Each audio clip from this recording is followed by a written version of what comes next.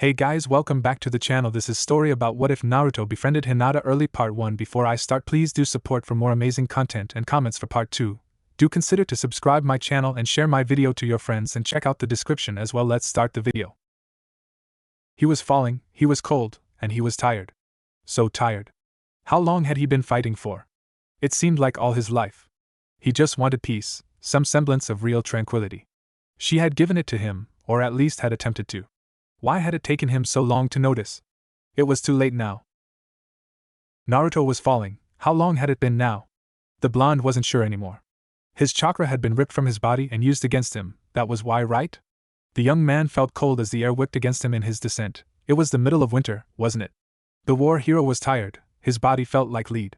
He wouldn't be able to rescue her now. Did she even want to be rescued anymore? She had gone willingly after all, hadn't she? Did it even matter now? But if that was true, why had she been crying? I didn't want to see her cry. I never did like to see her cry. Kid, are you giving up? The blonde wearily opened his deep blue eyes, taking in his new surroundings as they changed. He'd been summoned to his mindscape, gaining a temporary escape from the realities of the current situation. Instead of falling, he was now standing and staring at a serene blend of obscure colored mist. He turned around to stare before him at a rather dejected mountain of rust-red fur. The embodiment of pure chakra that sat looming over him glared with eyes the color of blood, slit pupils judging him apprehensively. The young shinobi's body language said it all, but the Kyuubi wanted to hear it for himself. I'm sorry, Kurama, I have nothing left. What do you mean? I can probably muster up more chakra before you hit the ground. It'll only. I have nothing left. My clan was wiped out before I was even a thought. My parents died before I was even an hour old. Ji-chan died before I even hit puberty. Ero-sennin died before I became a man. Hell, he'd probably be disappointed to know that I'm about to die before I could really become a man. Naruto paused and thought about it for a second, then grabbed his face and leaned forward, groaning in disappointment and shock. Oh Kami. I'm going to die in a shitty way, and as a virgin. Dadabayo. This got a smug chuckle out of the old fox before the depressed blonde continued with his monologue. Sasuke, never really came back. The Sasuke that I got back wasn't the one that left. Hell, even the one that came back left as soon as Kakashi-sensei let him. Tabeyo. I spent so much time and effort chasing him, trying to bring him back to the village. The Sasuke I knew ended up only being a ghost, and I was alone again in the end. Mumbling the last part sourly, the young man plopped down with a sigh, disheartened at the admittance as he rested his arms over his knees. Naruto looked completely dejected and defeated at this realization. Was he ever really there to begin with? This retort earned the Biju a sharp look as Naruto glared up challengingly at the red-furred monster from where he sat in a more defiant posture. Kurama bared his teeth, leering down in return, and after a pause, Naruto's features softened, sadly returning his gaze downward towards his hands resting on his lap. No matter how much he hurt me, he was still my brother Tabeyo, even if he ended up the way he did. Both embodiments of sentience sat in silence for a time, reflecting on their shared experiences. Around them played scenes from Naruto's past. Always struggling, always training, always fighting, always hurting, and what did he have to show for it? He thought being acknowledged would cure his loneliness, alleviate some of the pain, but becoming the infamous war hero just made him feel even more isolated. No one saw him for him anymore. Those that did know him personally never seemed to have time for him now, no one except. I regret not approaching her sooner, and maybe if I had, things wouldn't have turned out this way. It's my fault. Naruto smiled darkly as he bawled in on himself, tears burning the edges of his vision as his body flooded with regret and guilt. Maybe this is my divine punishment. I made her suffer for years. If that genjutsu was an accurate display of her memories, that means she's at the very least like me for over a decade. Hell, that means she acknowledged me before even Iruka-sensei did, and how did I repay her? By being a big idiot, Dadabayo. I even flirted with Sakura in front of her, even after she told me that she loved me and almost died for me, twice. I couldn't even bring myself to approach her after Niji. How cruel can I be? I'm nothing but a stupid coward, Dadabayo. He chuckled, his tone filled with mirth. Kit, you weren't exactly the most socialized human, and you were dealing with your own problems. I'm pretty sure she understood that. That doesn't change the fact that I hurt her, and have been hurting her for years. Tabeyo. If I had the chance, I'd go back and make it up to her. Maybe then things would have turned out differently. Do you think when I reincarnate next time, Old Man Six Paths can set something up? I wouldn't even mind if I became her pet rabbit or something, Dadabayo. Naruto pleaded morbidly, resigned to his fate, but with a small flicker of hope. Kurama was stunned by the boy's complete abdication. Naruto was really giving up. Had the boy finally reached his breaking point? Giving the broken man a remorseful look before quickly recovering, the monstrous vulpine-like creature shrugged, playfully giving the blonde an arrogant smirk. Kurama in fact was gathering chakra to save the idiot. Throughout their conversation, the 19-year-old's body had still been plummeting to the earth, and Kurama wanted to distract him from the pain and anxiety of the situation. Out of all the humans the Kyuubi had met over the years, this one deserved more. He was treated no better than any Biju. The humans always used Naruto as a tool, a weapon, and ignored his wants and needs when the crisis was over. Who had been there for him when he was a weak kid going to bed hungry at night? Who held him after the war when he struggled with nightmares for months? Kurama knew Naruto well. Even if the boy could hide his feelings and thoughts from everyone else, it was hard to shield those emotions from someone living in your head. The Kyuubi saw and felt it all as if it were his own personal experiences, every betrayal, every infliction of pain, physical or not. No, this boy deserved more, and Kurama would make sure Naruto achieved some happiness in his life if he could help it. Grinning with cunning that only an ancient nine-tailed fox could muster, he turned his chakra pools inward. Sure, Kit, I can try to talk to him about setting something up. Kurama, will it hurt? Not any more than when Mandara ripped me from your body. I'll make sure of it. Thank you, Kurama, and again I'm sorry. With his last words to the fox, Naruto directed his consciousness outwards. Opening his eyes to the real world, the defeated blonde was once again aware of the sting of the cold wind on his cheeks as he tumbled through the winter air. Naruto's tan skin was burning from the chill as his body gained momentum. Despondent blue eyes drifted upwards to gaze at the false sky of this strange land his team had been drawn to during their mission. He could still clearly see the hole his chakra has pierced through the miniaturized moon that glowed in the night sky. It reminded him of her, and those eyes her clan was famous for. Naruto lifted his hand. Still firmly grasped in his firm grip was a charred piece of scarlet that had been carefully knitted throughout their journey. He had seen her working on it as he watched her every night. All that work, carelessly obliterated in an instant. Naruto chuckled at the irony, since his own will and dreams had been destroyed just as easily. Bringing the small bit of comfort closer to his chest, Naruto tried to get his breathing under control as the ground drifted closer. The Jinchuriki now fought against his primal instincts that screamed for him to save himself. He had to remind himself that Kurama had assured him it wouldn't hurt. It'd be over in an instant. Would they be able to find his body? How would they feel after he was gone? Would they succeed in their mission without him? It didn't really matter anymore now, did it? Taking one last deep breath to steel his resolve, Naruto looked back up to the moon. It really did remind him of her eyes, those gorgeous pools of pearlescent lilac, usually hidden behind indigo as dark as the night sky. With that last thought, there was nothing. And then there was pain everywhere.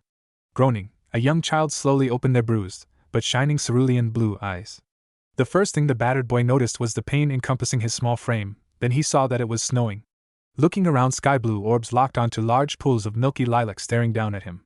Tears brimming the ethereal gaze, threatening to fall along a delicately round pale face, framed by indigo. Wah! Was all the young Naruto could muster. He didn't know if it was because his body was in so much pain, the dizzy falling sensation he was currently struggling against, or those large eyes that kept him pinned to the ground. After another moment of fighting to gain his bearings, a bleary-eyed Naruto slowly sat up. I'm sorry. A voice whimpered barely above a whisper. Naruto turned to focus on the voice.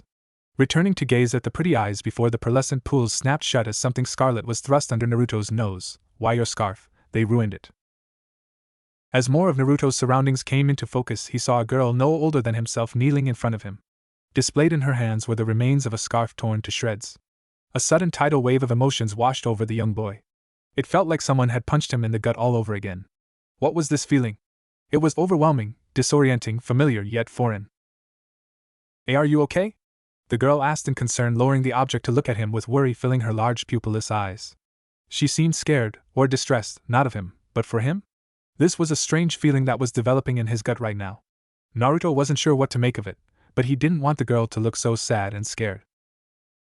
Even though it seemed every part of his body was sore and stiff, Naruto managed to brush the snow off of himself, making an effort to smile at her reassuringly. I'm okay. I'm used to it. How about you? Tobeo, are you okay? He observed her more intently as the current situation came flooding back to him. The girl had been being bullied by some older kids when he tried to intervene. Then said jerks had knocked him out? Naruto's large blue eyes carefully inspected the nervous girl, trying to notice if those mean older kids did anything to her besides saying harsh words to make her cry. He didn't want to see her cry either, but it would be better than seeing her hurt. I am okay, here's your scarf? The girl tried again to give him the remnants of scarlet yarn. Naruto smiled again, shaking his head and waving his hand dismissively. The article of clothing had been destroyed, what use did he have for it now? The girl was nice, but her logic was weird. That's okay, you can keep it. Databao. We should probably head home anyway, it's kinda cold out here. To prove his point, the 7-year-old started to shiver, rubbing his arms vigorously at the realization that he was freezing. His hands were pink and numb, as were his face and ears. How long was I out for? Has she really sat in the snow this whole time waiting for me to wake up? Why would she do that? Isn't she cold? What a strange girl. The girl stared at him for a long moment, seeming to be unsure about something before she tucked the remnants of yarn into her pocket and nodded in agreement. With that, the duo went their separate ways. Naruto wouldn't let his weakness show, but in reality, he was cold, hurt everywhere, and felt kind of sick. Not quite as sick as when he drank spoiled milk on accident, but an unfamiliar, unsettling feeling deep in his gut. It didn't take long for Naruto to make it to his apartment. Upon entering, the young boy shouted a less than enthusiastic "Tadaima," being answered back with a familiar silence. The orphan was quick to kick off his shoes at the Genkin, hurrying to the bathroom to start his bathwater. While waiting for the bath to fill, Naruto decided to strip out of his wet clothes and eat a quick cup of ramen. The bath warmed him up considerably and helped reduce the remaining soreness he had been feeling. Sometime later, Naruto decided to get ready for bed. Sleep claimed the worn-out child quickly, and from his subconscious, a large figure obscured by shadow watched as his dreams danced around through his mindscape. Rest easy, kid, you've earned it. The next morning, Naruto got ready for school. He'd been in the academy since the start of spring. So far, the experience was less than what he had hoped for. What does being a ninja have to do with books and homework? Not to mention the other kids weren't as friendly as he hoped. They were just as bad as adults. He wouldn't give up on trying to make friends just yet, though. Maybe they'd been in a better mood since the Rinne festival ended recently?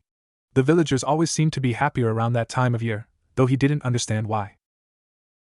Once Naruto left his apartment, he was quick to head off, only to abruptly skid to a stop, slipping in the snow and almost falling as he made it to the main road.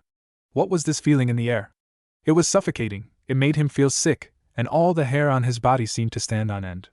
The blonde child raised his hand to grasp his jacket uncomfortably. It was becoming hard to breathe.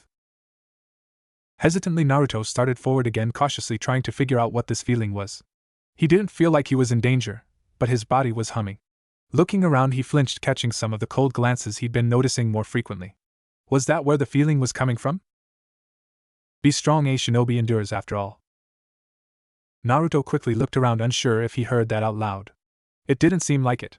Either way, it was good advice. He was after all training to become a great shinobi, maybe even Hokage someday. Nodding in determination, the reassured boy put on his biggest smile and continued on his way. Naruto couldn't let these people intimidate him, especially if one day he was expected to protect them. Even if they hated him now, eventually that would change.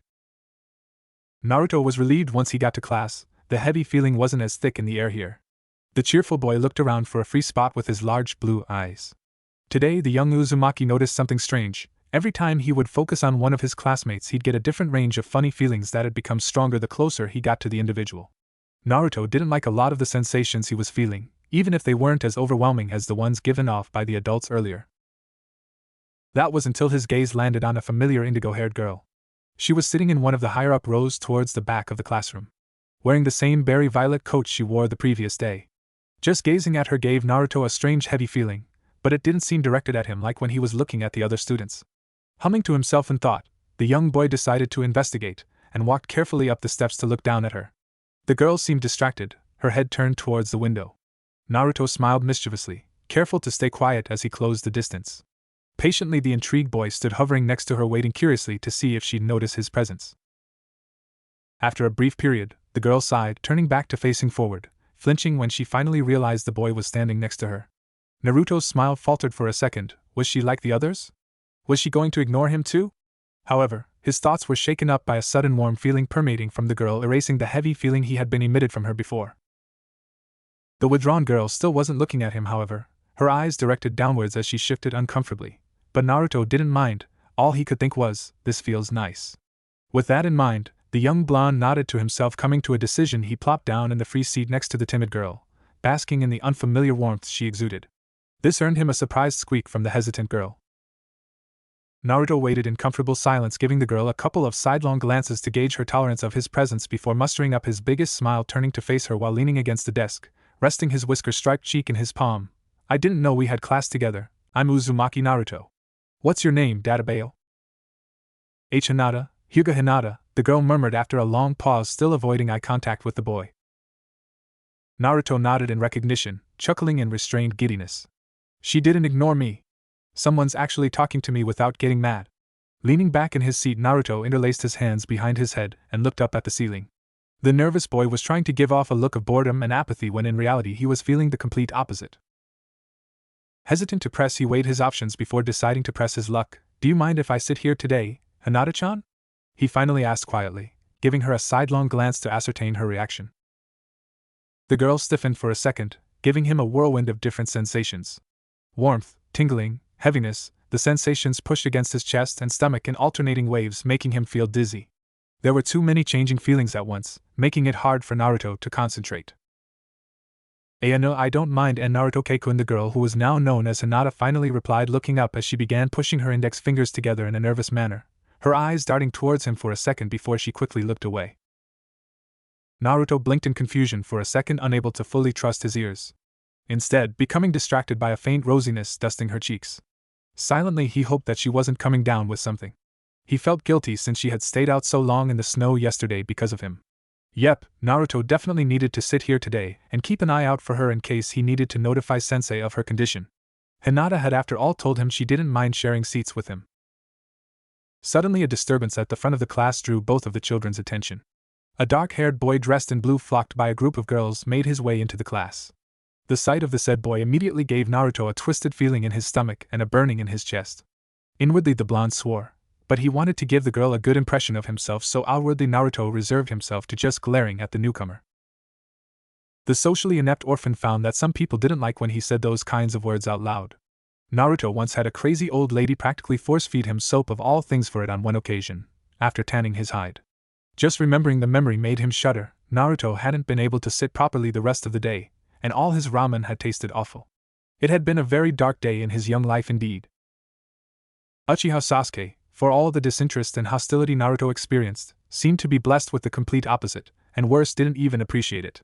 Since the start of the school year, Naruto had tried to beat him in all the practical evaluations, and was upshowed by the stuck-up Uchiha every time. Slowly, the orange-clad Uzumaki lowered his hands, reaching into his pockets that had been slowly dampened in the warm classroom, his mouth twisting into a mischievous grin. Today I'll put you in your place. Everyone will see you're not so special. In the blink of an eye, Naruto had leaped on top of his desk, throwing 2 partially melted snowballs into the direction of his ire. I have him this time. There was no way Team would have expected. Naruto's thoughts were cut short, first by disappointment, because of course Sasuke would dodge, and then quickly replaced by horror as the pink-haired girl behind the raven-haired boy had not been as fortunate. Shimata. Naruto spent the first half-hour of class nursing wounds received from inciting the wrath of one irate Hiruno Sakura. Something Naruto hoped to not repeat any time soon. Normally he'd be tripping over himself to try and get on the girl's good side, but now the terrified boy just shuddered, feeling a chill go down his spine at the idea. Somehow Naruto just knew it wasn't a good idea and would lead to more pain in the future. After morning instruction, Naruto followed the rest of the class outside as their instructor had stated they were going to be going through kata drills and some light spars. Supposedly it'd warm them up before they'd be released in the afternoon. The Uzumaki boy didn't understand how that'd work since it was cold outside and they'd be exercising outside, but he was looking forward to trying to wipe the smirk off of Team S's face. Maybe if he beat the popular jerk, the other students would acknowledge his awesomeness. So far Naruto had at least found one person who tolerated his presence, which gave him hope. With that train of thought, Naruto stole a glance at the shy girl while they made their way to the school training field. He had worried that Hinata would be mad at him when he accidentally hit Sakura with his snowball assault meant for Team, but surprisingly she wasn't. In fact, Hinata had that same strange look on her face that she had the previous day when he got beat up by those bullies. Naruto didn't know exactly how he felt about that, but a small part of him felt hopeful. He'd have to see where things went.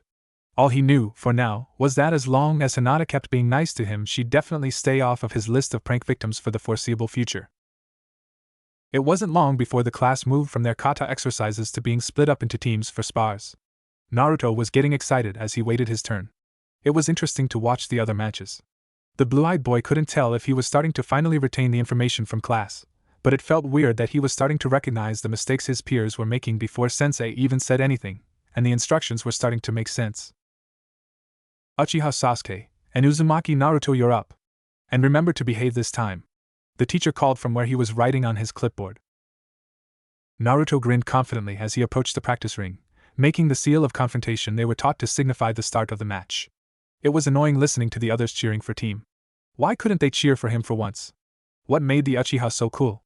Naruto didn't see anything special about the clan, or specifically about the boy currently glaring at him. As soon as the signal was given, Naruto launched into his assault. Normally he would have just launched forward with a haphazard punch, but for some reason, his body moved on its own and he swung into a butterfly kick instead. This caught everyone off guard since that wasn't something they'd been taught in the academy. Sasuke saved himself by stumbling back, falling into the snow. Naruto was so surprised himself he failed the landing, losing his balance and falling face first onto the cold, wet ground. Groaning, Naruto pulled himself up into a kneeling position, wiping the frigid moisture from his face. What the heck was that? He thought, perplexed by his reflexes. Hearing someone approach, Naruto looked up to see his most recent instructor appearing just as bewildered as he felt. This was Umino Irika, a young man who could barely be considered an adult. He had become the class's newest teacher after Naruto chased off the other two the previous semesters.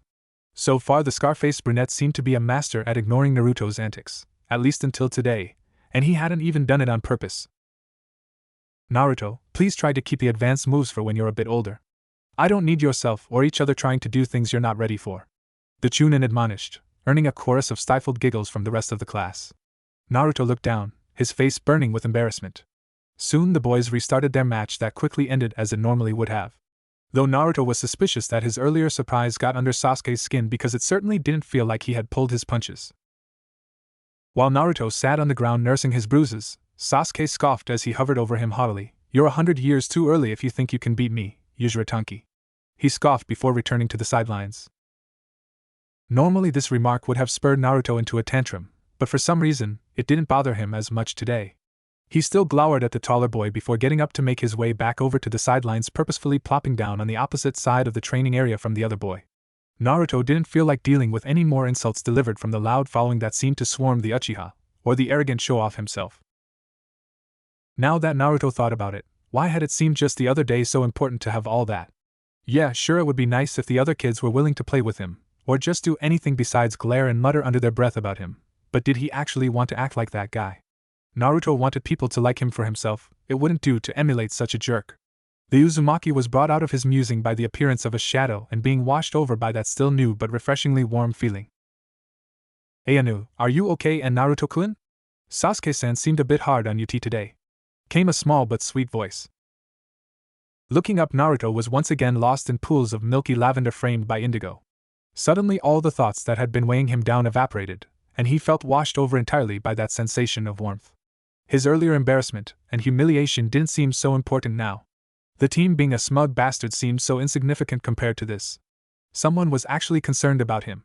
Someone was actually talking to him, and didn't have that look in their eyes. Thanks, Hinata-chan, I'm fine now. Databeo. He answered, beaming his best smile. Well, at least the best he could manage under his current condition. It wasn't long before the students returned to class to discuss their assignments that were due later in the week, and training they were expected to practice at home. As soon as Irika-sensei dismissed the class, Naruto was quick to turn to the shy girl that had been such a soothing balm for the otherwise bad day. Hey, Hinata-chan. To the blonde blushed, unsure of himself again. Naruto wasn't one to act shy normally, but this felt important, and he was afraid of it backfiring on him as other interactions had in the past with other students. Why yes, and Naruto-kun? Hinata asked, turning to him, tilting her head, giving him her full attention. Taking a breath to try calming his nerves, Naruto fidgeted, shifting his large sky-blue eyes as uncertainty overwhelmed him. Do you mind if I sit next to you tomorrow? I mean, Sasuke might still be mad at me. Not that I'm afraid of him. Tabeo. Naruto continued to stumble over his words as the girl studied him carefully. Hinata seemed to be looking for something intently before she slowly gave him a small smile and nodded shyly. Her affirmation stunned Naruto, but he was quick to recover, flashing one of his large smiles again. Great. See you tomorrow, Hinata-chan. With that, he was quick to run out of the classroom. And so began Naruto's new routine. Every day that class was in session, he'd sit next to Hinata, at least on the days he chose to participate. Even though her presence was comforting, the lonely boy still found the uncomfortable heaviness that was thick in the air unbearable at times. It didn't help that for the most part he was ignored by everyone else, especially his teacher. Even when Naruto played pranks, got loud, or tried to generally bring attention to himself, Iruka-sensei would just act as if nothing happened. Sure, the Scarface Sourpuss reprimanded him when he almost decked Sasuke that one time, but it hadn't been worth the thrashing he received in return from the popular boy. Naruto even caught Iruka-sensei giving him that look on occasion when he thought Naruto wasn't looking. However, the attention-starved youth did notice that sometimes when acting up there'd be a flicker of something else, or a feeling similar to what he sensed radiating from Hinata. At least before the sensation was replaced with that all-too-familiar feeling the rest of the villagers seemed to put off, granted it wasn't as intense as what other adults seemed to emanate. After school still sucked, besides the monthly visits from Hokage Jichan to give him his allowance, or his infrequent meals from Ichiraku's, Naruto didn't have anything else to occupy his time before he was expected to return to that dreaded apartment at night. Fortunately, with the weather becoming more tolerable, Naruto could go train in the woods surrounding the village. However, the nice weather and budding trees also brought him a sense of anxiety. Running through the woods throwing rocks at his designated targets with practiced ease, Naruto's mind wandered to the source of this new feeling of agitation. The coming of spring meant that soon his first year at the academy would be over, and that meant everyone was going to go on break for a month. That meant all the kids from clans were going to get specialized training from their families, and Naruto would be alone, again. Gritting his teeth as the familiar twisting feeling burned in his chest, Naruto pushed himself to train harder, weaving through the thick underbrush. He couldn't fall behind, he needed to use this time to train twice as hard, no 10 times as hard. That way he could show everyone how awesome he had become at the end of the month. Then they would have to acknowledge him. A sudden snap of a twig caught Naruto's attention, causing him to stop and quickly turn around, seeing nothing. Perplexed, the breathless boy tilted his head in confusion, focusing on the bushes, wary of a wild animal, while trying to regain his breath. Naruto didn't want to get chased by a wild boar again. He was already worn out from training for the past few hours. A sudden tidal wave of suffocating heaviness froze Naruto in his tracks. The sun-kissed Uzumaki had never felt anything this intense before. The boy's small body trembled uncontrollably, registering instinctually with dread even if he didn't know the cause. His body understood, he was in danger. From the treetops overlooking the petrified youth lurked a figure cloaked in shadow. The foolish monster was alone for once. Had it given the ANBU the slip once again? It didn't matter, life rarely gave you opportunities. Gripping the kunai in their hand, the silent assassin mustered up their nerve and pounced with the grace of a cat, eyes locked on its unsuspecting prey. It'd be over in a moment, the bane of the village would perish today. In a flash of brilliance that shimmered between fiery gold and illustrious orange, the assailant's descent was cut short. The last image to pass through the would-be assassin's mind was the young boy slowly turning his head up to look up, eyes a deep scarlet, pupils morphed into sharp slits, his small body covered in a strange aura reminiscent of flames as bright as sunshine. In the next instant, the predator became the prey, their body torn apart mercilessly. As the aura died down, another presence approached, albeit more hesitantly. Naruto didn't even look away from his handiwork as he felt the person approaching, not feeling in the least threatened by the newcomer. Kakashi, or I guess you're going by Inu right now. Keep a better watch over the brat. You wouldn't want something to happen to your precious sensei's legacy after all. Naruto spoke with a voice much too deep, guttural, and mature to belong to a 7-year-old boy. His eyes were wide, still blazing scarlet as he glared at the man wearing the kabuki mask signifying his place in Konoha's Spec Ops ANBU force. If the man was surprised, he made no move to signify as such. Don't worry, he's not aware, nor will he remember this mess. The possessed boy emphasized his point, waving his small hand to signify his blood-splattered clothes and the remnants of the body scattered around the clearing. After a pause, Naruto slowly lifted his shirt, exposing his tattooed flesh to the adult who was watching him suspiciously. And as you can see, the seal is still perfectly intact. I'm rather fond of this vessel and will not see him damaged anytime soon. As long as Naruto feels an attachment to this village, I will act according to his will, even if he doesn't remember. Now if you don't mind, I have a brat that needs to be cleaned up, and you have a report to give your Hokage, I presume? Naruto smiled toothily before turning to leave. He hesitated for a moment, stopping to let out a long drawn-out sigh, speaking without facing the masked man. You know, you could make an effort to give him more of your presence outside of the mask. You're not the only one suffering alone because of that night. With that, the Kyuubi-possessed Naruto quickly disappeared. The man called Kakashi never once made a move to stop him nor pursue him. Kurama was aware that said shinobi could track Naruto down at any point using his canine summons, so he wasn't concerned about when the boy's body would inevitably give out from the stress of his chakra surging through Naruto's underdeveloped system. Kakashi, for his part, didn't know what to think about the current situation. It had been a routine assignment of watching Naruto from the shadows. Unfortunately, at some point, he'd lost track of his young charge. It seemed that was all it took for some fool to take advantage of the situation. Digging through the carnage for any form of identification, the young Anbu soon realized the poor bastard had been some chunin whose team was meant to be guarding a nearby checkpoint. Why was the man so far from his post? Did he know Naruto trained in this area frequently? Had he been planning this attack for a while? What would have happened if the Kyuubi hadn't decided to protect Naruto? Standing back up, Kakashi contemplated his options. There were too many unknowns, and questions left unanswered. What was the best way to handle this situation? On one hand, the Kyuubi seemed to be able to easily take over and possess Naruto, to the point of effectively turning a trained shinobi into nothing more than dog food. On the other hand, Naruto's seal was still intact, and it seemed the Kyuubi had become attached to his young Jinchuriki, to the point of even stating he'd support Konohagakure if that was Naruto's wish. Well, after chastising Kakashi for slipping up with his sworn duty. Actually, how did the fox know his name? Looking around at the remnants of one of his compatriots, Kakashi weighed his options once more. How would the Hokage take the news? Would he even believe Kakashi's account? Would this put Naruto in even more danger? The young Anbu was torn between his duty to the village and his fallen sensei. At last, Kakashi came to a decision, leaping off in the direction of the outpost. After all, it wasn't unusual for a ninja to meet their end because of a dangerous animal. His teammates just needed to be convinced, well, after Kakashi made sure they weren't complicit. The young shinobi's left eye glowed threateningly at the thought. If that had been the case, well, Konoha wouldn't miss one low-ranking team. The forests were full of wild animals after all. It was late evening when Naruto stirred. What happened? Groaning, he sat up and noticed his clothes were soaked while also covered in mud and foliage. The young boy was confused, sore, and too tired to really care about much else. Maybe he ate poisonous mushrooms again? Everything seemed fuzzy, and his memory was coming up blank. Hokage Jichan has warned him to be careful when foraging in the forest. Naruto's thoughts were cut short by a familiar presence making itself known.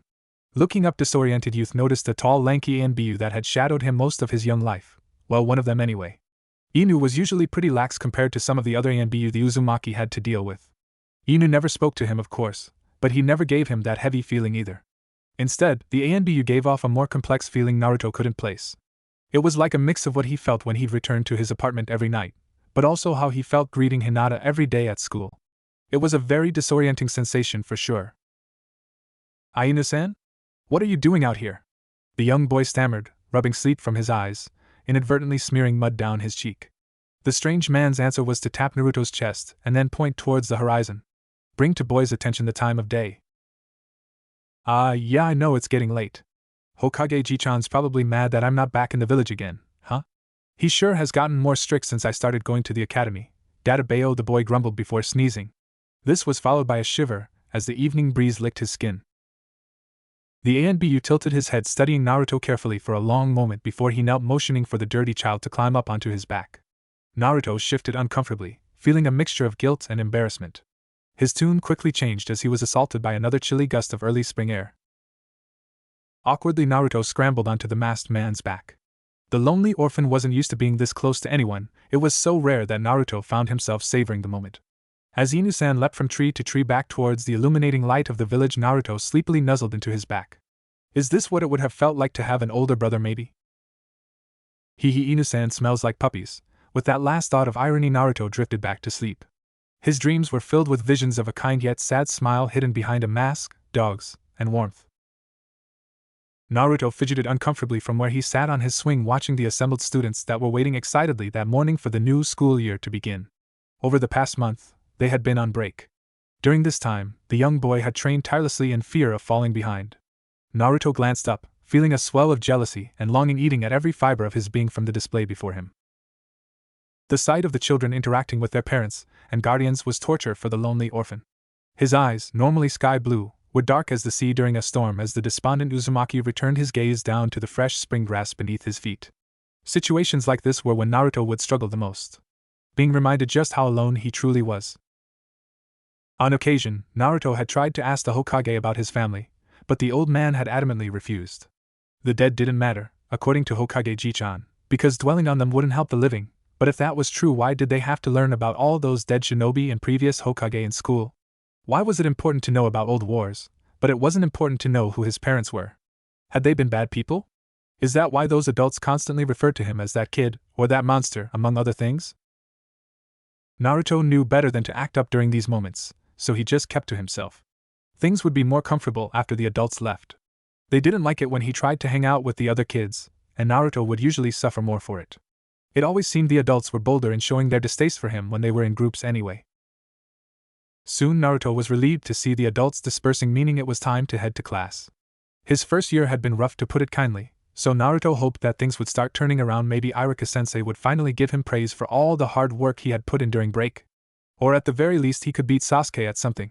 If Naruto could beat him, the rest of the class would finally see how cool he could be. Naruto had even gotten the hang of the Henge no Jutsu and was currently developing a new jutsu based on it.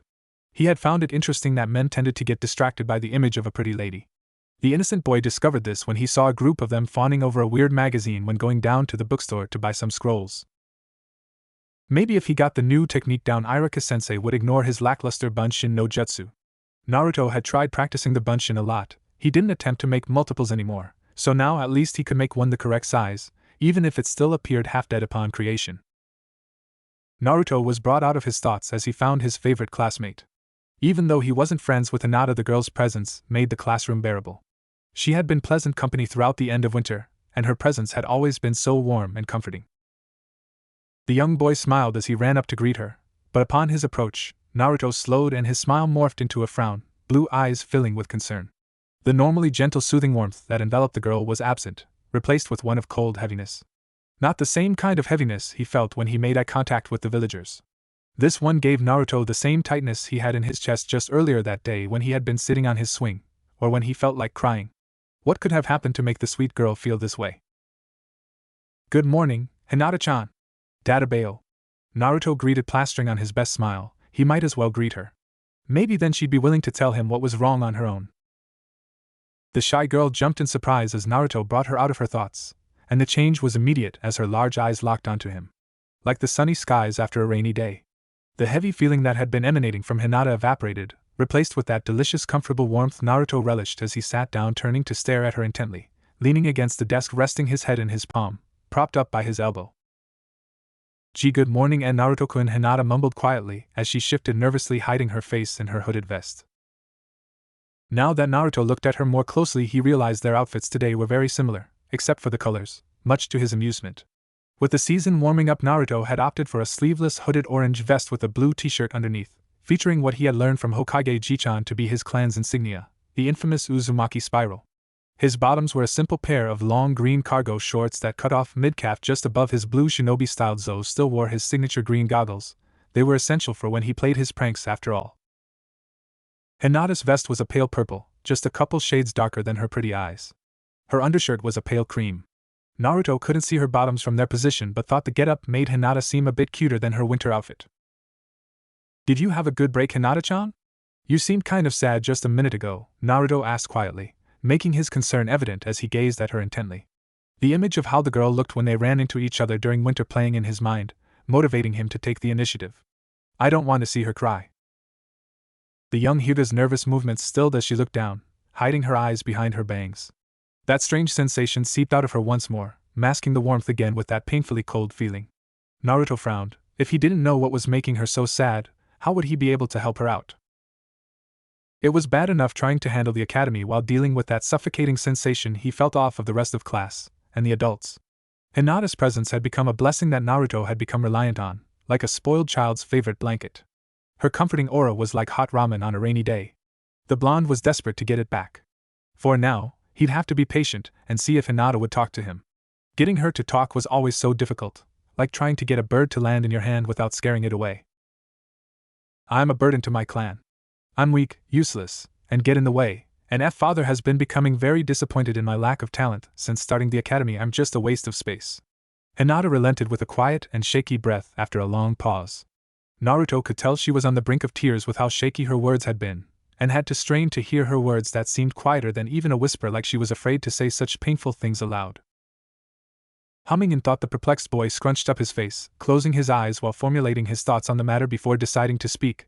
I don't think you're a waste of space, Hinata-chan, and I definitely don't find you to be useless. Databeo, I mean, if it wasn't for you I probably wouldn't bother showing up to class as often. Naruto finally said, looking away as a blush crept up his face.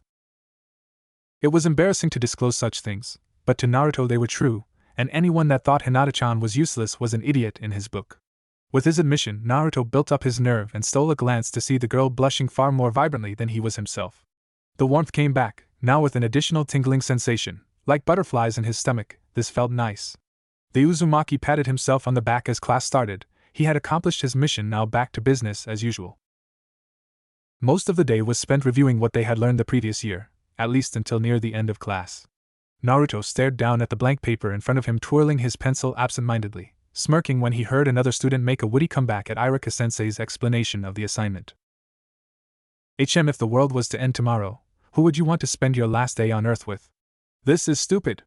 The world isn't going to end, Databeo. Normally Naruto would be running a blank, get frustrated, and probably cause a scene. Giving the girl next to him a sidelong glance, the orange-clad boy decided to take a different approach.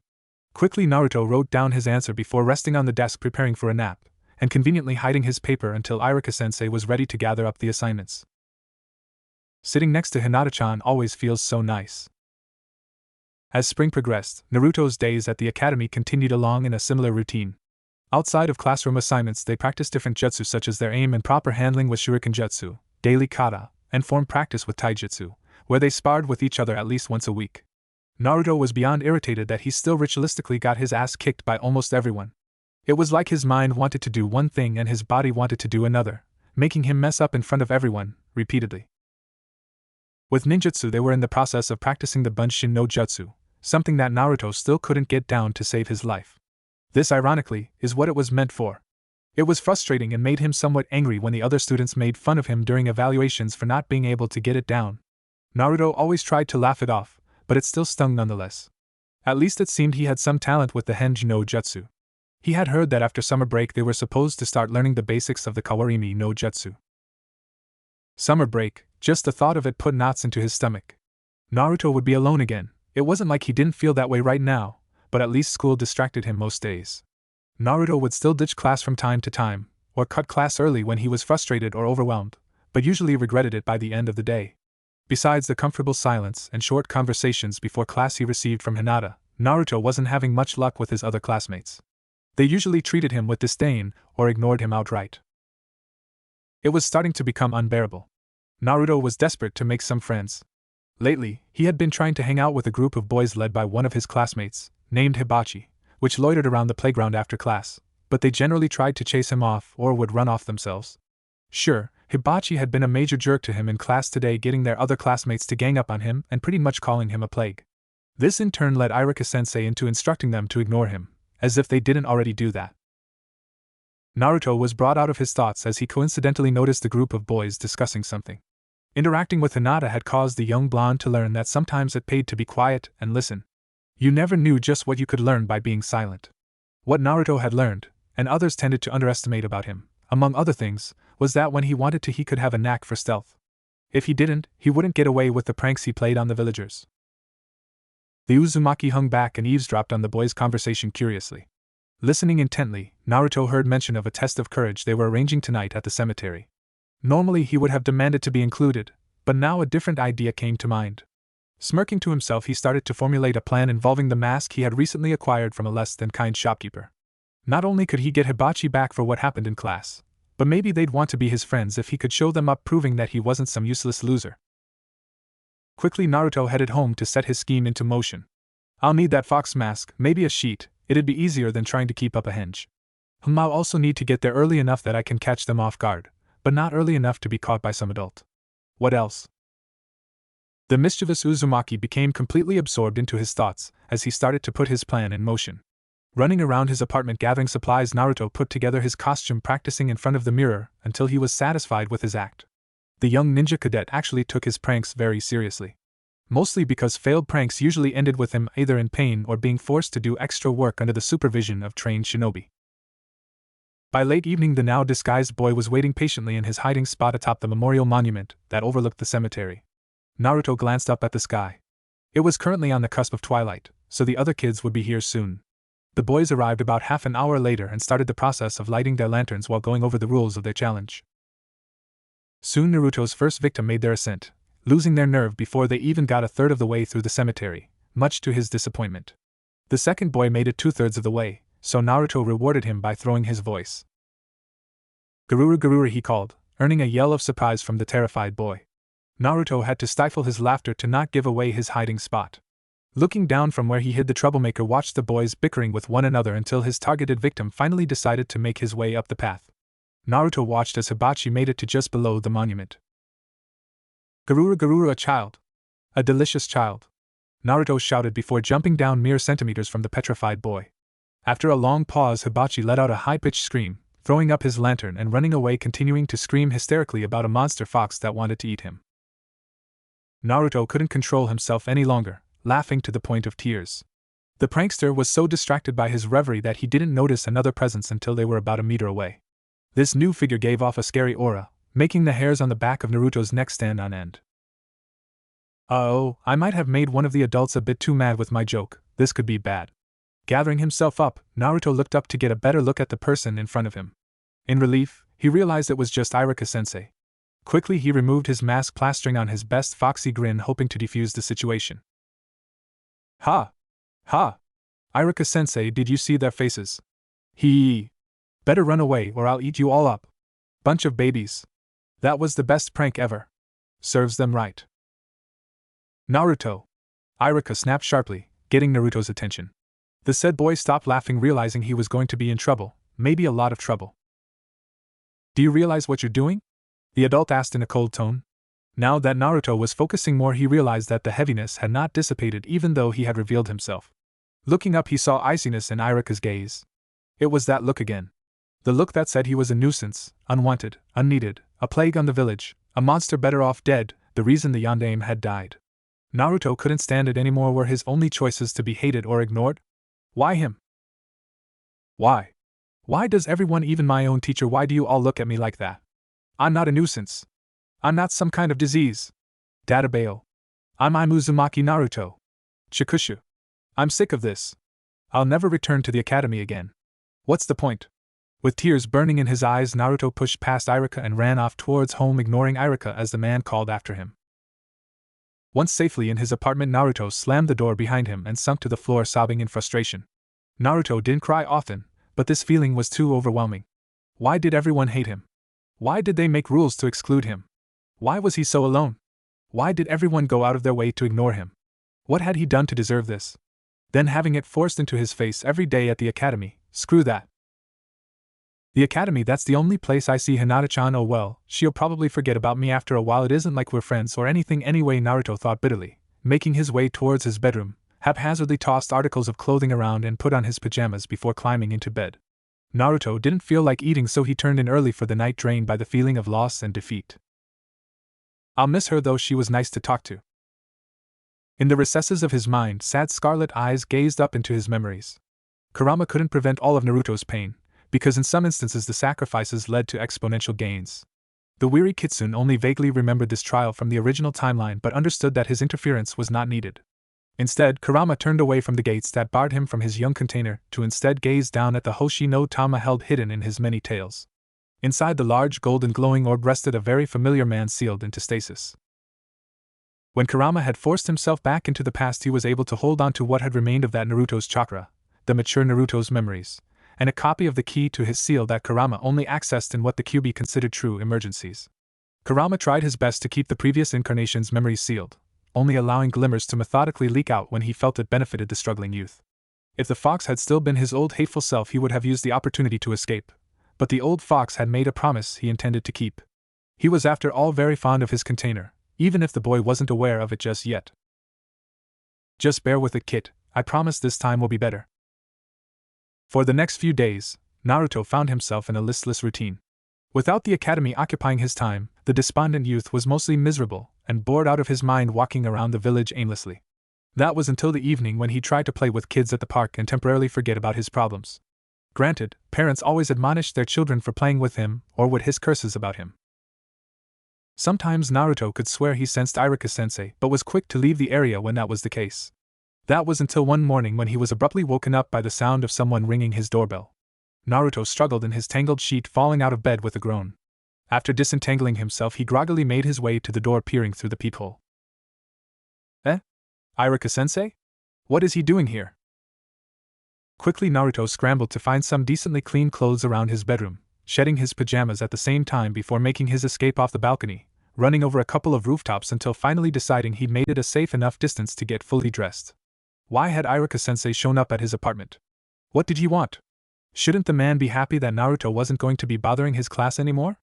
The still groggy boy couldn't wrap his head around the situation and decided to put it off until he got some breakfast. Leaping back down onto the road, Naruto started to leisurely make his way to Ichiraku's. Or at least that had been the plan until he was halfway there and cornered by 3 familiar faces. "What do you guys want?" Naruto asked, feeling a bit on guard. He didn't like the look in their eyes or being surrounded from all sides. "Hey Naruto, we decided you can join our group," Hibachi announced, smiling, earning a confused look from the other 2 boys accompanying him. "Huh? Are you serious?" Naruto asked excitedly. His previous suspicion was replaced with joy and suspense, ignoring a small tug at his senses that started to stir. "Yeah, but to be one of us, there's a condition," Hibachi continued, waving his finger to emphasize his point, earning a knowing grin from his friends. At that, Naruto frowned and struggled with an internal conflict. Something in his gut was telling him not to trust these guys, but at the same time, this was a chance for him to finally get some friends. Even if he had to pay a small price of ridicule or embarrassment, he figured it'd be worth it in the end. "What is it?" "Yesterday my dad's patrol unit fought with an enemy ninja in the back hills. He said they left the corpse out there. Find the corpse and bring back its belongings. If you do, you can join us," Hibachi calmly explained, though Naruto was experiencing a very nauseating feeling radiating off the other boy, something he hadn't experienced before. It made him feel ill. "Is that it? For real? No tricks?" Naruto asked cautiously. He wanted to make sure there was nothing else. The challenge was a bit morbid, but if it got him some friends, then he could just take a long bath later. Sure, he was getting bad vibes, but could put them out of his mind. The reward was too good to pass up. "Yeah," Hibachi reassured with another smile, nodding in assurance. "All right then. I'll bring back something for sure. Databeo. You can bet on it," Naruto proclaimed as he ran off with his new destination in mind. He was going to finally have friends. People that would want to hang out with him. He wasn't going to be alone anymore. This was going to be awesome. At least that had been what Naruto initially thought. Naruto groaned as he desperately continued to look around for what seemed to be at least over an hour. This was taking way longer than he thought. The corpse, where is it? Databeo, I know this area well since I always play here, but maybe I should have asked the guys for a more exact location, he grumbled to himself as he ended up empty-handed yet again after looking through some more bushes. Naruto jerked up, twisted himself to look into the eaves of a nearby tree to see a very unhappy-looking Iruka. "Sensei?" he shouted in shock. "What are you doing? Get back to the academy, now!" Iruka ordered sternly as he leapt down and approached Naruto, pointing back towards the village to strengthen his command. Naruto frowned as he bunched up his fists, stomping the ground in defiance. Sure, he'd been miserable and lonely all week, but the desperate child couldn't pass this chance by. It wasn't like people were lining up to be friends with him. "I don't want to. I'm not going to the academy anymore. Databeo," he reaffirmed stubbornly, giving the adult a hard glare. Iruka gave him a reproachfully hard stare of his own before calmly warning in a serious tone, "There are still dangerous people here." "Yeah, right. Iruka-sensei's just trying to trick me into returning to the academy. Adults always lie. I won't go back. Even if you beg me to." Naruto doubled down, waving his arms in a crossways motion to strengthen his point, all the while taking a few hesitant steps back away from the shinobi towering over him. "Do as I say, I am your instructor," Iruka commanded in a no-nonsense authoritative tone. At that remark, the blood started to rush to Naruto's head as he went into a full-blown tantrum that only an undisciplined 7-year-old could manifest. "Shut up! Why do you only act like a teacher at times like this? Databeo!" he shouted in frustration, earning him a look of guilt from Iruka. The blonde's anger quickly transitioned to sadness, remembering what had led to his current predicament, casting his large blue eye away from the current object of his inner turmoil. "Sensei, you don't understand my feelings. Even if I go back to the academy, things won't be any different. I'm always alone, I'm always left out." Naruto paused, feeling the anger returning, memories flooding his mind of being ostracized, the bullying, the neglect, the overwhelming loneliness. Nobody gives a damn about me. The distraught orphan screamed, glaring back up at the man that just a few days ago could have cared less about him and his existence. Hadn't Irika personally instructed the other kids to ignore him? Hadn't this man been treating him with indifference most of the year? Irika in the current moment seemed to be struggling to articulate his thoughts, wanting to say something, but Naruto continued before he got a chance. But this time, it'll be different. If I bring back some items, everyone will accept me as their friend. If I do that, I won't be alone anymore. I won't have to experience that feeling ever again. Naruto didn't know if he completely believed that to be true, given the sensations he had been getting off of Hibachi earlier, but he hopelessly wanted to believe he finally had a chance. What else did he have to lose? That's why I'm going to find and bring back an item. Databao. Naruto proclaimed earnestly, no longer glaring at Irika, but silently daring him to interfere. Irika seemed to hesitate once more, too shocked by Naruto's speech, pausing to gather his thoughts before he finally spoke. Please try to understand. No matter what your reasons may be, as your teacher, I cannot allow you to go into such a dangerous area. Naruto frowned, looking down in defeat. Of course, Irika would continue to brush his needs to the side. Why would he expect any different? You really don't understand my feelings, he mumbled, feeling close to tears for a moment, before realizing this was a great opportunity since now Irika's guard was down, and Naruto still hadn't had a chance to show off the new jutsu he'd been working on since they started learning the Henj no Jutsu. Smirking mischievously, the defiant child put his plan into motion, quickly bringing his hands together into the ram hand sign. Killer attack! Oiroke no Jutsu! With a pop and a bloom of smoke, the almost 8-year-old boy was replaced with a young attractive woman clad only in her underwear, her long blonde hair tied up into high pigtails. The boy-turned-woman struck a provocative pose, winking suggestively. The reaction was instantaneous as Irika-sensei keeled over, blood spilling from his nose from the sudden increase of blood pressure. Oh. This attack is stronger than I thought, sweet. Taking this as his chance to escape, Naruto dropped the transformation, running off deeper into the woods, ignoring Irika's desperate pleas for him to stop. Honestly, adults are so easy to trick. Databao. Naruto snickered once he was confident that Irika was no longer on his tail. The youth ran until he found himself in a clearing that had been recently disturbed.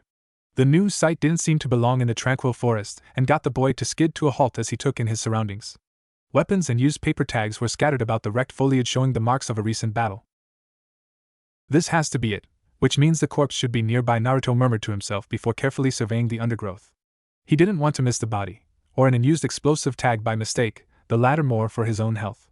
The young blue-eyed troublemaker circled the area thoroughly, before plopping down in defeat. Naruto hadn't found anything of unique interest, and he was getting weary. As if reading his mind, the exhausted boy's stomach growled pitifully. He hadn't eaten yet that day, and it was getting close to noon by now, or at least Naruto assumed so. It was hard to tell with all the trees around. Well, I guess I can find a snack really fast before I continue looking, the weakened child reasoned to himself. Looking around the nearby trees, Naruto quickly found what he was looking for, a bird's nest. Chuckling to himself, the delighted boy carefully climbed up the tree with plans of grabbing some eggs, only to find something shiny glinting back at him. Confused, Naruto dug through the nesting material, pulling out a strange pronged kunai. Oh? What's this? I've never seen one shaped like this before. Naruto carefully leaped back down, keeping a careful grasp on his prize, examining the strange blade in the sunlight. It wasn't like the Konohagakure-issued kunai. This one had two thin blades that branched up in the same direction, one of the blades stopping short of the other. The hilt was also weird, with a folded paper ribbon attached to it. The enemy ninja must have used this kunai during the battle yesterday. I found an item I can bring back. Databao. Naruto excitedly cheered aloud. He'd successfully found something. And he didn't have to pilfer a gross corpse to get it. Proud of himself for accomplishing his goal, Naruto turned to make his way back to Konoha. After not much time had passed, Naruto started to notice signs that he was close to the village. Now I'll be able to make some friends, he exclaimed with a laugh, unable to contain his overflowing happiness. That is, before said feelings of joy quickly evaporated. 3 shinobi had suddenly appeared blocking his path, and they gave off bad vibes, very bad vibes that made his hair stand on end and his muscles tremble. Hey kid, the shinobi in the lead position started. What the? Who the hell are all of you? Naruto interrupted with a growl of bewilderment. He didn't recognize these ninja, and their headbands weren't Konoha's signature leaf insignia. Hand over the kunai, nice and easy, the de facto leader commanded in a calm, steady voice, laced with venom, ignoring Naruto's outburst. Naruto glanced down at the kunai in his hand. Why the heck would they want this? Stubbornly, he quickly hid it behind his back, desperate to keep his prize. And no way. I can't hand this over. Databao. This was his only ticket to getting friends. He needed it more than these weird ninja, that was for sure. I see, it looks like we'll have to take it by force. The ringleader mused before all three shinobi drew ninjata from holsters on their backs. Huh? What? Wait a second. Naruto started before finding himself cross-eyed, staring down the length of a razor-sharp blade. Sure, Shimada, what have I gotten myself into? He thought anxiously before letting out a frightened scream, turning to run for his life. It didn't seem the enemy ninja appreciated this, however, as Naruto had to continually dodge shuriken while trying to shake his pursuers. Never before had he been so happy to have his body's weird autopilot mode until now. The frightened boy didn't fight it, and just focused on the direction he was aiming for. At one point, Naruto tried to use his new jutsu on the trio, learning a very valuable lesson. First, Oiroke no jutsu didn't seem to work on women, it only made them mad, and second, the shinobi who were chasing after him were kunoichi. Today was just not his day. Naruto continued onward, trying to set off as many hunter traps as he could to slow the interlopers down. This was the only thing he could manage to keep himself alive at the moment. Naruto was in the woods, alone, and had a very realistic expectation of his ability to outrun trained, serious, and angry ninja that could care less about his well-being. The foolish boy was in serious trouble. Naruto. Sensei? Naruto whispered to himself as he registered the voice, thanking all the kami above. He wasn't alone. Never had the endangered boy been happier to hear Irika-sensei's voice. I'm over here. Databao. He shouted, looking around the treetops as he ran. Unfortunately, his bad luck seemed not to have turned just yet, as Naruto caught his foot in a tree root, launching himself head over heels down a steep hill. Losing control as he tumbled end over end through the forest undergrowth. Naruto screamed, realizing he'd been unable to stop himself from somersaulting off the edge of a sheer drop-off. This is it. This is the end. He thought fearfully, watching the ground getting closer and closer to his face, and then his whole world went dark. I don't want to see her cry anymore. I'm tired of being alone. It's my fault. I'm sorry, Kurama. Hey, are you alright? A familiar voice called out to him. Pull yourself together. Are you hurt? The voice asked more firmly as Naruto felt a strong pair of hands pick him up gingerly. Naruto grunted painfully in response as he forced his eyes open, looking around in a confused daze until Irika's concerned face came into focus. Oh, thank goodness, you've regained consciousness. The young scar-faced man exclaimed with relief. Naruto felt like he wanted to vomit, and his head pounded painfully. What were those dreams? Who was Kurama? What was going on? As sensei, he mumbled, trying to gather his thoughts, but everything was a garbled mess that Naruto couldn't make heads or tails of. Come on. Let's head back to the academy. Irika-sensei gently insisted as he helped Naruto carefully sit up. The concussed boy was still unsteady. There was something bad he needed to speak up about. What had he been doing? Naruto needed to warn sensei, but what about? Irika's attention was suddenly brought up to where Naruto had fallen from. Up on the ridge stood three very angry-looking kunoichi. Oh, right. That. Kyuso. Those guys. Naruto tried to articulate weakly as he felt another wave of nausea wrap through his body. Irika frowned warily at the kunoichi. What are you outsiders doing sneaking around Konoha? He barked threateningly, only to earn an unimpressed scoff in return. Who are you? Leave the brat with us, and don't put up a fight. The unofficial leader of the trio demanded, earning a hard glare from Irika in return. Oh, I'm in charge of this child, I can't do that. The Konoha Chunin stated firmly. Normally Naruto would have felt impressed, but currently, he was trying to get his world to stop spinning. So you're a teacher? Another one of the women mused. It must be tough having such a bad student. Because of that you're going to die. The last snickered. It's the bad ones you get attached to. Besides, you won't be able to defeat me that easily. Irika retorted in confidence. Wow, I didn't realize Irika-sensei could be so cool, Naruto thought wearily as his world faded into darkness once more. Naruto awoke sometime later with a concerned Irika peering down at him. He didn't feel as delirious as the first time he'd awoken, but his head still hurt like no other. From the way the light illuminated his surroundings, it looked like it was early evening at the moment. Hey, you're up. How are you feeling, Naruto? The weary teacher asked while handing the blonde a canteen and onigiri, helping him to sit up from where he'd been resting on the grass. Naruto noticed that Iruka was pretty banged up. Why had the teacher bothered to risk so much for a dropout like him? Didn't he hate Naruto like everyone else? Like the whole class used me for target practice before dropping a boulder on my head. Databeo, Naruto grumbled weakly, absently sipping his water and taking note of his surroundings. They were back in the village, more specifically the courtyard in front of the academy. Iruka chuckled in response to Naruto's creative assessment as he carefully studied the boy. Do you think you'll be fine out here by yourself while I take care of some business with Sandame-sama?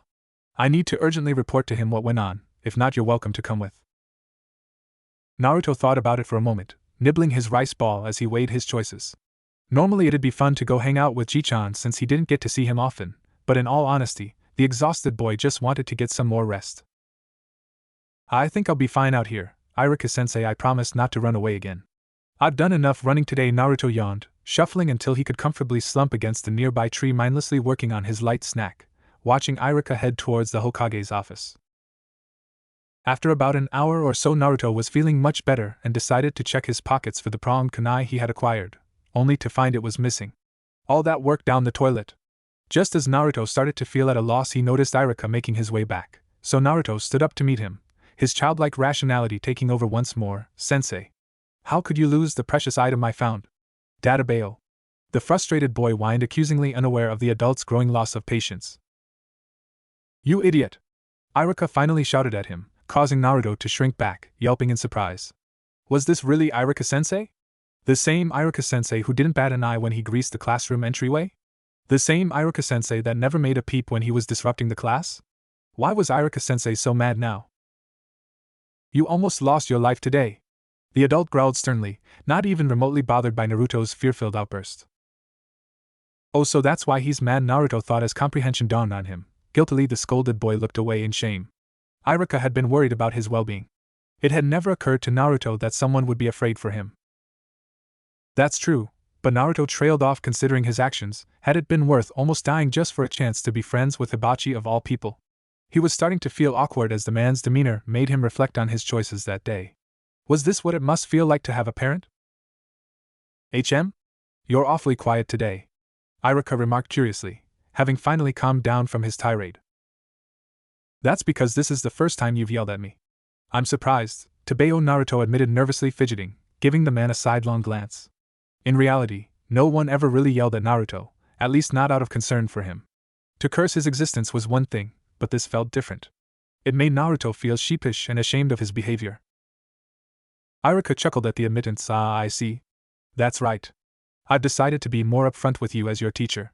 Starting tomorrow, I'm going to be more strict with you, he promised confidently as he smiled down at humbled youth, thus earning another shocked look of disbelief from the expressive blonde, his mouth agape disbelievingly. Yeah? That makes me want to come back to the academy even less. Databeo. Naruto whined dejectedly. This new Iruka-sensei was throwing him for a loop. He didn't know if he'd be able to handle a stricter teacher, or worse, be able to meet his expectations. Naruto, do you have the will of fire in you? Asked Iruka, pulling Naruto from his childish thoughts. Will of fire? What's that? Naruto questioned curiously, tilting his head to the side in confusion. It's the strong will to protect the village. If you have it, you can become as strong as the Hokage. The Hokage? The Hokage is really that strong?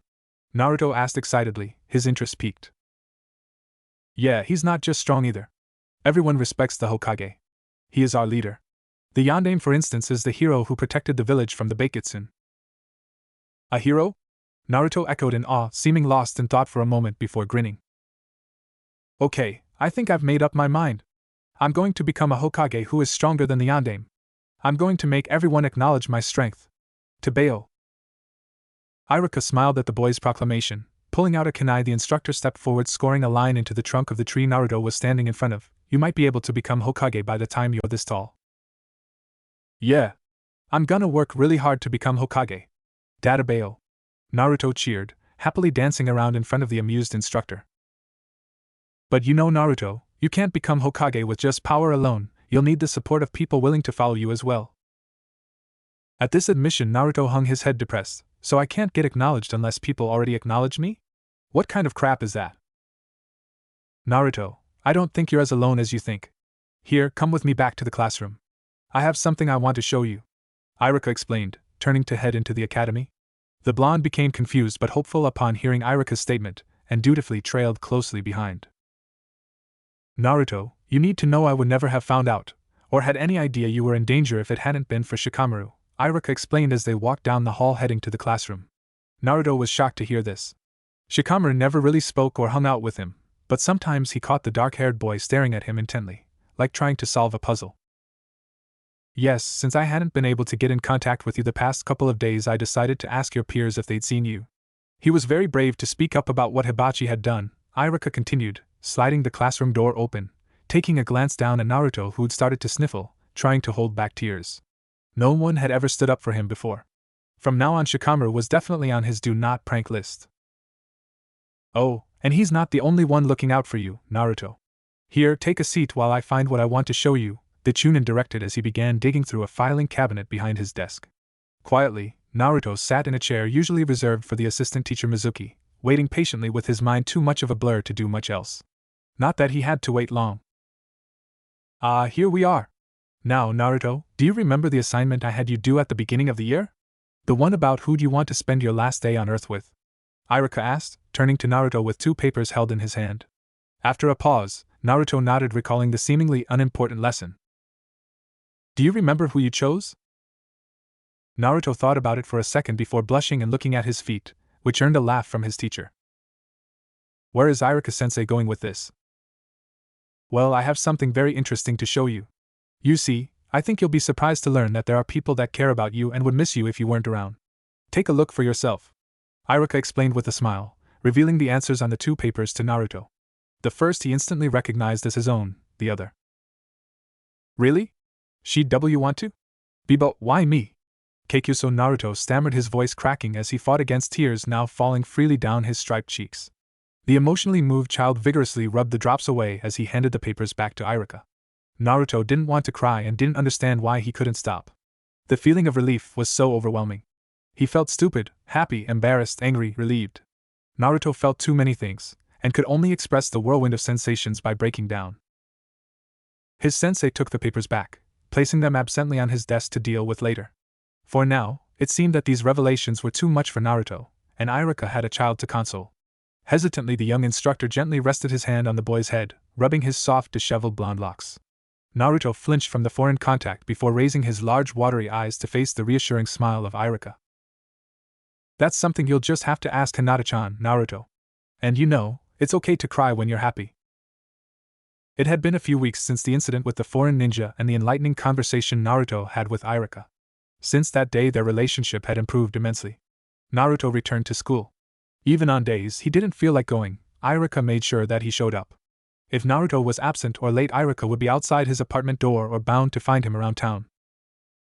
Naruto didn't know whether to be happy that he'd finally caught someone's attention or frustrated that he couldn't get away with anything anymore without fear of invoking his sensei's wrath. Not that this stopped him from pulling pranks on the village populace. Naruto was just getting smarter, faster, and sneakier. It had also become a game to stun the poor man with his Oiroku no Jutsu.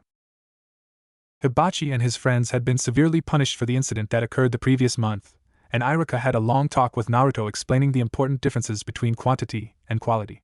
Taking the lesson to heart, the young boy focused on more important knowledge he'd learned that evening. Naruto Shikamaru at the very least tolerated his existence and risked ridicule with his peers to ensure Naruto's well-being. They may not be friends per se, but they could at least talk and hang out passively at times. With Shikamaru came a Kimichi Chojiai. Naruto learned very quickly not to tease the rotund boy about his weight. He could become quite violent when properly motivated. Shikamaru knew the best places to take naps around the village, introduced Naruto to a relaxing hobby known as cloud watching, and seemed to be sensitive about the issue around Naruto being an orphan. Chojiai, on the other hand, introduced Naruto to other snack foods besides ramen. Naruto still preferred ramen, it was the food of the gods after all, but the Uzumaki appreciated the gesture nonetheless. It was nice that he finally had some people to hang out with at the park. It seemed the boy's parents tolerated Naruto hanging around their children at the very least. He still went home alone every night, but at least he didn't feel as isolated. Then came Hyuga Hinata. Naruto didn't know how to approach the girl about the revelations revealed to him. She didn't just tolerate his existence. It seemed she actually held some importance for it. Naruto had decided that once he returned to school he'd make a better effort to get to know her, so he did. Surprisingly, Naruto found that they had some similar interests. They both enjoyed sweets. For instance, Hinata was partial to Zensai while he preferred Ashiruko. Her favorite hobby was flower pressing. Naruto revealed to her his secret hobby of cultivating houseplants, even the fact that he took to naming them, his favorite being Uki-san. Over a short amount of time, it seemed both children looked forward to their quiet discussions before the start of class. Well, it was mostly Naruto talking and Hinata listening. After the issue at the start of the year, Naruto didn't feel Hinata would appreciate talking about her home life, and since Naruto himself didn't have a family, they just avoided that topic altogether. On the days Hinata seemed depressed, Naruto would go out of his way to make her smile. Even though she never said anything, he could tell by her presence that she enjoyed his pranks, although sometimes his pranks would backfire in a spectacular fashion, leading to Naruto being pummeled, particularly by an irate Haruno Sakura, or other members of Sasuke's fan club. It wasn't like Naruto aimed for the girls on purpose. His primary targets were usually Iruka-sensei and Uchiha Sasuke. Granted, Sasuke always outsmarted him, so his targeted pranks usually failed, but it was still worth the challenge most of the time. Today was the day Naruto had been dreading for the past few weeks. It was the start of summer break, and as such, that meant Naruto was going to be alone for the rest of the month, and would have to train more extensively to keep up with his home studies. The troubled orphan sat on his swing outside the academy entrance, contemplating his envy towards his peers. Times like this made it so difficult for him, even with his newly acquired friends. Friends, I have friends?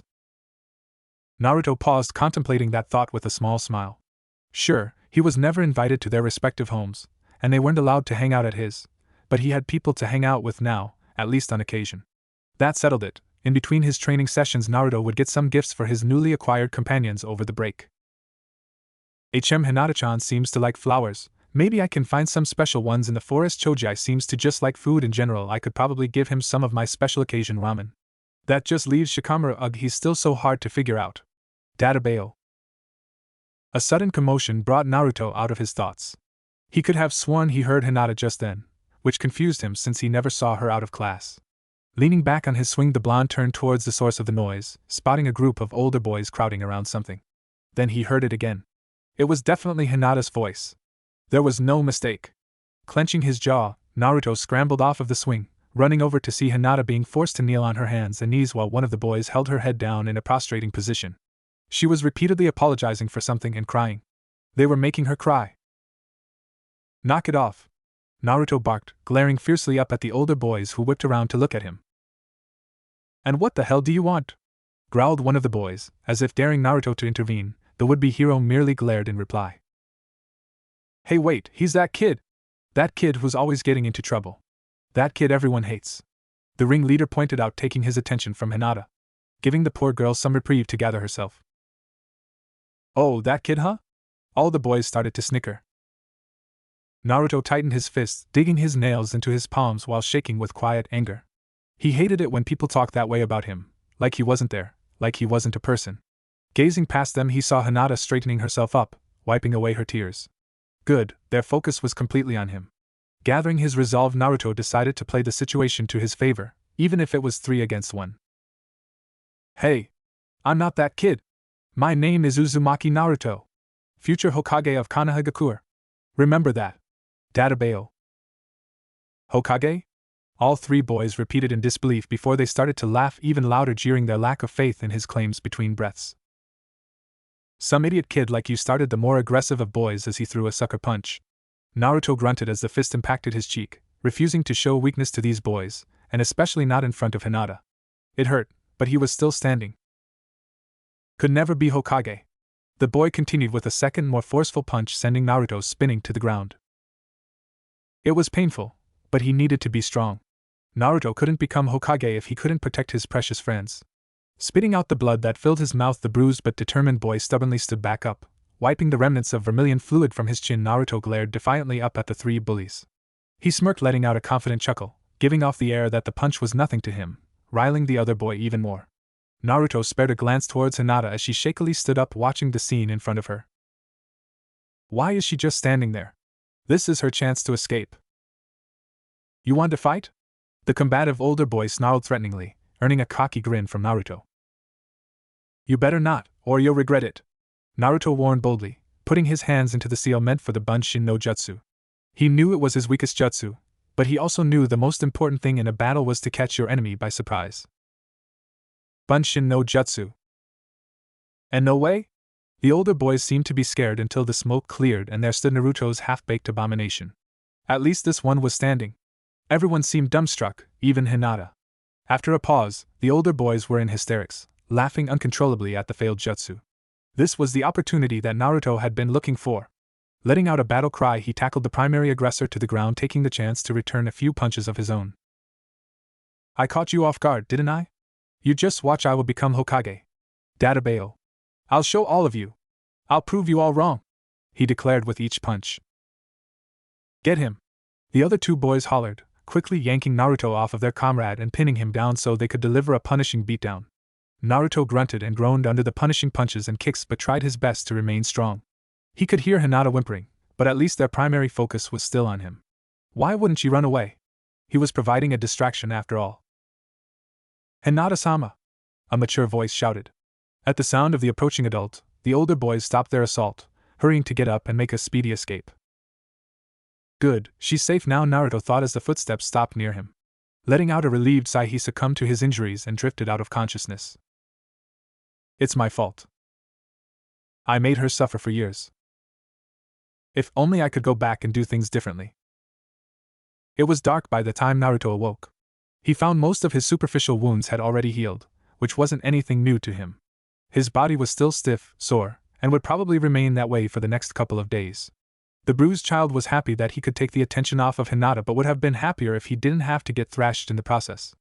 Naruto needed to get stronger. A Hokage protected everyone, he couldn't even protect himself. With that thought in mind, the defeated but still optimistic Uzumaki struggled to his feet, slowly making his way home. Over summer break, Naruto trained himself into the ground, testing his skills with increasingly more elaborate pranks that stirred the ire of the shinobi populace within the village. He was getting fast enough to outrun most of the Jonin, and even some of the Anbu. Naruto knew, of course, that they weren't being as serious as they could be if he'd been a real threat, but it still made him feel good that he was starting to see results from all his hard work. Naruto wished he could afford actual practice kunai, but was afraid of losing them, so rocks suited him just fine when practicing the aim needed for shuriken jutsu. He couldn't practice his taijutsu either, lacking a sparring partner. Instead, Naruto took his aggression out on a practice dummy he created in Sasuke's likeness. He also diligently practiced the kata they'd been learning in school. Sometimes Naruto would even try to work on the weird moves his body tried to implement, slowing them down and breaking them into kata to practice. Some of the moves didn't seem to fit with his current stature and could only be executed clumsily, but Naruto found them interesting. Naruto was after all one of the smallest in his class, so any moves that would give him an advantage in spars couldn't be wasted. Since they started learning chakra theory in class, Naruto had come to understand that chakra was a balance of both physical and spiritual energy. Since he trained and exercised daily, he wasn't worried about his physical energy. To raise his spiritual energy, Naruto attempted to meditate and read scrolls, but still wasn't disciplined sufficiently enough to sit the adequate duration to gain any noticeable effects. Naruto sometimes wondered if that was the reason he couldn't complete a successful bunshin, and was abhorrent in genjutsu. Naruto contemplated asking for help from Iruka-sensei once school started back up, but quickly decided against it. He needed to figure out some things by himself, and couldn't be held by the hand if he wanted to be acknowledged for his own power one day. One of the stealth practice challenges Naruto attempted one day, for training, had been to sneak into the adult bookstore for more references to perfect his Oiroku no Jutsu. He noticed one of the more popular magazines was full of naked women instead of women in their underwear, so Naruto started to implement that idea to make the jutsu more effective. The naive youth was even planning on testing out the effectiveness of the personalized henge by trying to sneak into the public baths at some point, but wasn't confident or brave enough yet to try it. After all, he'd learned that women tend to get mad when he used that technique for some reason, and they showed it by hitting him, repeatedly. Today though, Naruto was taking a break from everything, relaxing on top of the Yondame's likeness carved into the Hokage monument, leisurely eating a popsicle, and watching the clouds. Shikamaru was right. At first, Naruto thought the idea of cloud watching was boring, but it did help to focus his thoughts, not to mention it was fun to notice recognizable shapes in the puffy white formations. Currently, however, his mind was wandering towards the strange changes that had occurred with him since midwinter. Some subjects in the class had become easier to understand, and when Naruto wasn't trying to clumsily show off or getting flustered, he noticed that he'd greatly improved in shuriken jutsu and taijutsu. Granted, Naruto would probably be immensely better if he wasn't so short or uncoordinated. He'd started to drink more milk in hopes that it would help improve his short stature, but so far he wasn't having any luck. Not counting the positive improvements with his more practical skills, Naruto noticed some other concerning changes. The blonde had figured out that the presence he felt from others was most likely an inherent ability of some sort. Naruto would have to clarify this with Iruka-sensei though, since it would be important to disclose for team placement once he graduated. The last thing Naruto noticed and planned on keeping to himself was the voice he'd randomly hear in his head on rare occasions. It wasn't like the voice told him to do bad things, but Naruto wasn't dense enough to think it'd go over well with Iruka-sensei or Hokage Ji-chan if he told them he'd started to hear voices. Strangely, Naruto found the oddly familiar voice and the bizarre dreams he'd have from time to be comforting. Like he wasn't as alone anymore, but a small part of him wondered if it was healthy to think this way. Naruto decided to keep all these changes to himself for now until he could understand them better. It wasn't like they were hurting anything, and so far the advantages outweigh the cons. Noticing that he was absently chewing on his popsicle stick, the treat completely consumed, the young Uzumaki stood up stretching in a fluid motion before leaping off the mountain face with practiced ease. Naruto needed to head home and prepare for the new semester set to start in a few days. If it was anything like the last one, he knew Iruka-sensei would be testing them on how well they had improved, kept up with their studies, or fell behind during their break. Now that the academy instructor had stopped ignoring Naruto, he'd become quite the hard ass, and the mischievous boy wanted to avoid earning his ire so soon into the start of the new semester. After all, emotions were fickle things, and he didn't want Iruka-sensei to hate him like before. On the first morning of the ninja cadets' return from summer break, Naruto showed up to class early. Making himself comfortable near one of the windows while waiting for his favorite classmate to show up, the sun-kissed blonde didn't have to wait long before the indigo-haired girl appeared, but he was surprised by her reaction when they locked eyes. Did she seem afraid?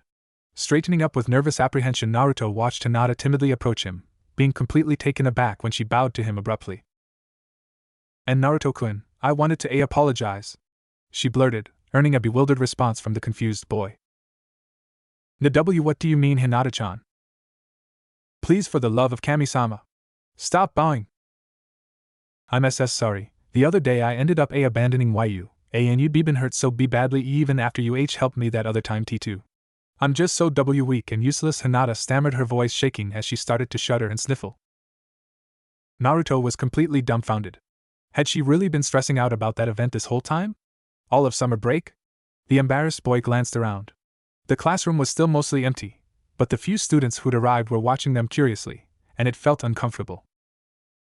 Rubbing the back of his neck, Naruto tried to think of a way to handle the situation. He still wasn't used to a lot of social interactions and didn't quite know how to deal with scenarios like this. The boy thought about how Iruka-sensei comforted him when he became overwhelmed after the hibachi incident, deciding to emulate what he remembered. Hesitantly, Naruto gently patted Hinata's shoulder. The girl flinched initially before slowly looking up to see Naruto flashing his signature toothy smile. "You have nothing to be sorry for, Hinata-chan. I'm just happy you weren't hurt. I'm totally fine, Tebeo. So please don't cry anymore, okay?" he requested earnestly, wiping a stray tear from her cheek, earning a vibrant blush from the girl in reaction. But Hinata trailed off as Naruto silenced her with an intense gaze partnered with a frown. "Look, Hinata-chan. If you're really worried about it, just continue to work hard at getting stronger. That way you can protect me next time.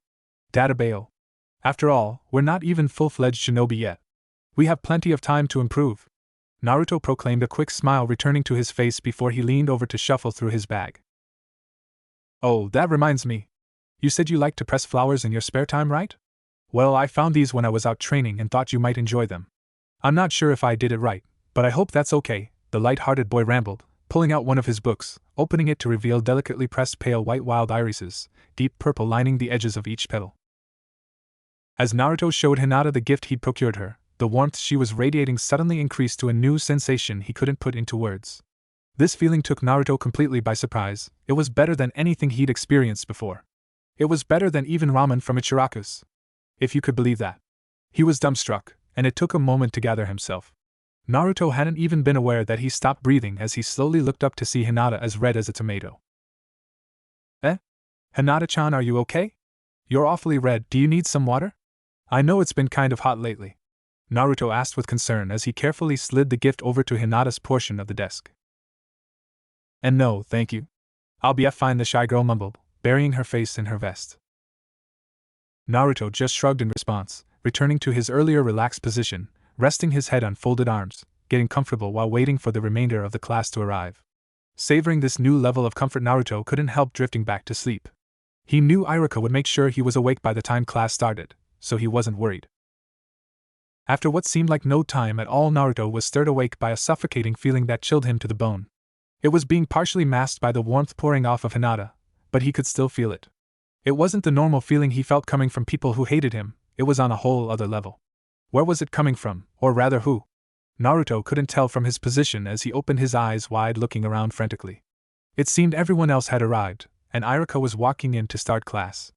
How come no one else was aware of this pressure? How could they stand it? And Naruto-kun, are you alright? You look a little pale, Hinata whispered worriedly. Naruto blinked up at her. I am alright, Hinata-chan, it's nothing to worry about. I promise, Databeo.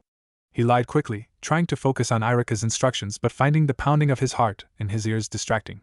If no one else was aware, at the very least Naruto didn't want to worry Hinata. She already had a hard enough time that morning. Naruto had been correct that they were going to have evaluations over everything they'd learned before the summer break. Irika had just directed the students to file out to the practice field. As the children made their way out of the classroom, Irika held Naruto back, looking at him with concern. Naruto, are you okay? You're quieter than normal, and don't look too good. I'm fine, sensei. I think I might just be a little tired is all. Naruto quickly answered, feeling uncomfortable as he started to break out in a sweat. The sensation had become more saturated when he gathered with the other students. Who is it? Who's causing this feeling? Maybe I should tell Irika-sensei. No. I won't worry him over nothing. Well, alright then, but don't try to hide it from me if you start to feel worse, Irika advised firmly before the two quickly rejoined the rest of the class. Naruto did feel nauseous but was pretty sure he wasn't sick. After all, he felt fine most of the morning. During their evaluations, Naruto's mind was elsewhere. He didn't even feel like drawing attention to himself or throwing a tantrum like he normally would have, instead, tuning out the snickers and jeers when he predictably failed the Bunshin no Jutsu. It wasn't until they got around to the spars that he started to pinpoint who was giving off the sickening aura. It was Sasuke. What had happened to Mr. Popular over the summer? Why did he feel so dangerous now? Naruto groaned when he heard Irika called both of their names. He didn't want to deal with Sasuke today. In fact, he didn't want to be anywhere near him. The closer the two got to one another, the more uncomfortable Naruto felt. It was as if his body was rejecting the whole experience. The confused blonde felt sick, his muscles were twitching uncontrollably in his limbs. All his instincts were telling him to run away. His mind was swimming with emotions he'd never experienced before. Naruto wanted to cry, to scream, to curl up in a ball and disappear. It was dark, it was cold, and it was scary. Walking up into the sparring circle, Naruto half-heartedly made the seal of confrontation, trying to muster up his usual vigor. He didn't want to disappoint Irika. He's worked so hard during the summer to improve his skills. I need to focus, Kyuso. I can figure out problems with team later. Psyching himself up, Naruto took his stance, waiting for the signal to start. Just as Irika gave the signal, Naruto ran forward, only to end up on his back before he could register what happened. With a fist mere centimeters from his face, and a very scary look in Sasuke's eyes not far behind. He's not even looking at me, he's looking through me. Just what could make him feel so much hate? No, this is stronger than hate, Naruto thought before finally reaching his limit.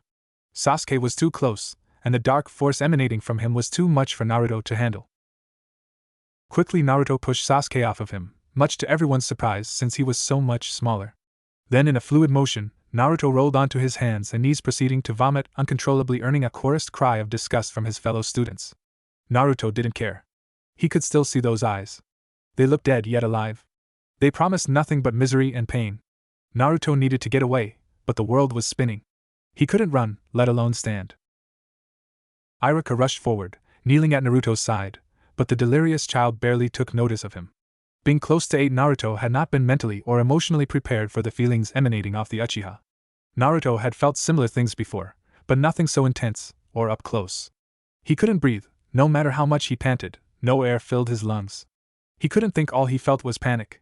His body was shivering, but it wasn't cold outside. Before Naruto could make heads or tails of the situation, his eyes rolled up into his head, and the world went dark. I spared your life on a whim, nothing more. But this time, my whim is telling me to finish what I started. Naruto was soon roused by the sensation of cold water being poured onto his face. Spluttering, the shaken boy quickly sat up to see most of his class watching him nervously from the side, and a disapproving, supremely worried Irika kneeling over him with an upturned canteen. Shurmata, Naruto. I told you to tell me if you got worse. For now, I want you to go rest in the shade until the rest of the class is done with the drills. I mean it. You probably gave yourself heat stroke without realizing it. But sensei, Now, Naruto. With no room for argument, Naruto obediently sulked his way over to where he'd been instructed to rest, sitting grumpily in his drenched clothes. Wiping wetness from his face, Naruto noticed the remnants of a nosebleed. Had things been more serious than he assumed? Keeping with Irika's strict orders, the exhausted youth quietly watched the rest of the spars, followed by basic kata exercises and leaf concentration exercises. He noticed Hinata stealing anxious glances at him from time to time, and at one moment even saw Shikamaru staring at him with curiosity and concern. Naruto was completely embarrassed. He'd never shown such a moment of weakness in front of his whole class before. The only one that had come close to seeing him in such a vulnerable state would probably have to be Hinata, but never something like this. It was humiliating, and the worst part was everyone thought he did it to himself. In reality, it wasn't his doing. Naruto wasn't suffering from heat stroke. In all honesty, he didn't understand what exactly happened himself. Naruto at least knew the cause, shifting his gaze to glare at a certain Uchiha. Sasuke had been glancing at him almost as much as Hinata, but he couldn't figure out what the raven-haired boy was thinking. Naruto did, however, make it a point to sit as far away from the ominous boy as the training field permitted. Today had been going so well too, and Team had to ruin it. Just what's his problem anyway? Naruto thought irritably in a huff before noticing that Irika was in the process of dismissing the class. It seemed Hinata wanted to linger, but Irika convinced her to follow the rest of the students back to class while the shinobi walked over to inspect Naruto. The Chunin instructor frowned as he stared down at Naruto with disapproval and apprehension, earning a scowl from the still frustrated and embarrassed youth. Sighing, Irika massaged his cheek sheepishly before deciding to plop down next to Naruto and look up at the sky. So, you want to explain to me what happened today? Irika asked after a pause. I didn't have heat stroke, sensei. Honest. Databeo. Naruto quickly started, standing up to face Irika, animatedly waving his hands as he stomped his feet. I was feeling fine. Well, until Sasuke. Naruto trailed off, not sure how to articulate the next part of his defense. Sensei, did something happen to Sasuke over the summer? Irika seemed to stiffen at the question, turning his attention fully onto Naruto, a serious look crossing his face as he studied the child in front of him. Why do you ask, Naruto? Well, I don't know how to explain it. He just felt different today. That's why I was having problems earlier. It was like hate or anger, but way worse, and it didn't seem directed at me. I don't really know how to explain it to Bayo. All I know is it was scary, dark, and made me feel sick. Not the heat. I swear. Databeo. Naruto explained sincerely, noticing a swift change in Irika's demeanor throughout his explanation. Naruto, do you feel things like this often? Like stuff you can't quite explain, but generally from people other than yourself? Irika slowly asked in a cautious tone as he studied the blonde. Naruto nodded enthusiastically. This earned a deep frown from the adult in turn. It's not always bad things though. Hinata-chan always feels warm, like ramen on a cold day. Databeo. Naruto quickly added, hoping to dissuade some of his sensei's worry. Irika became quiet, his gaze unfocused, seemingly lost in thought. Naruto waited restlessly and with increasing anxiety.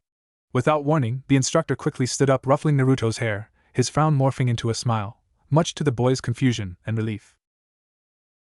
I want you to take it easy for the rest of the day, is that clear?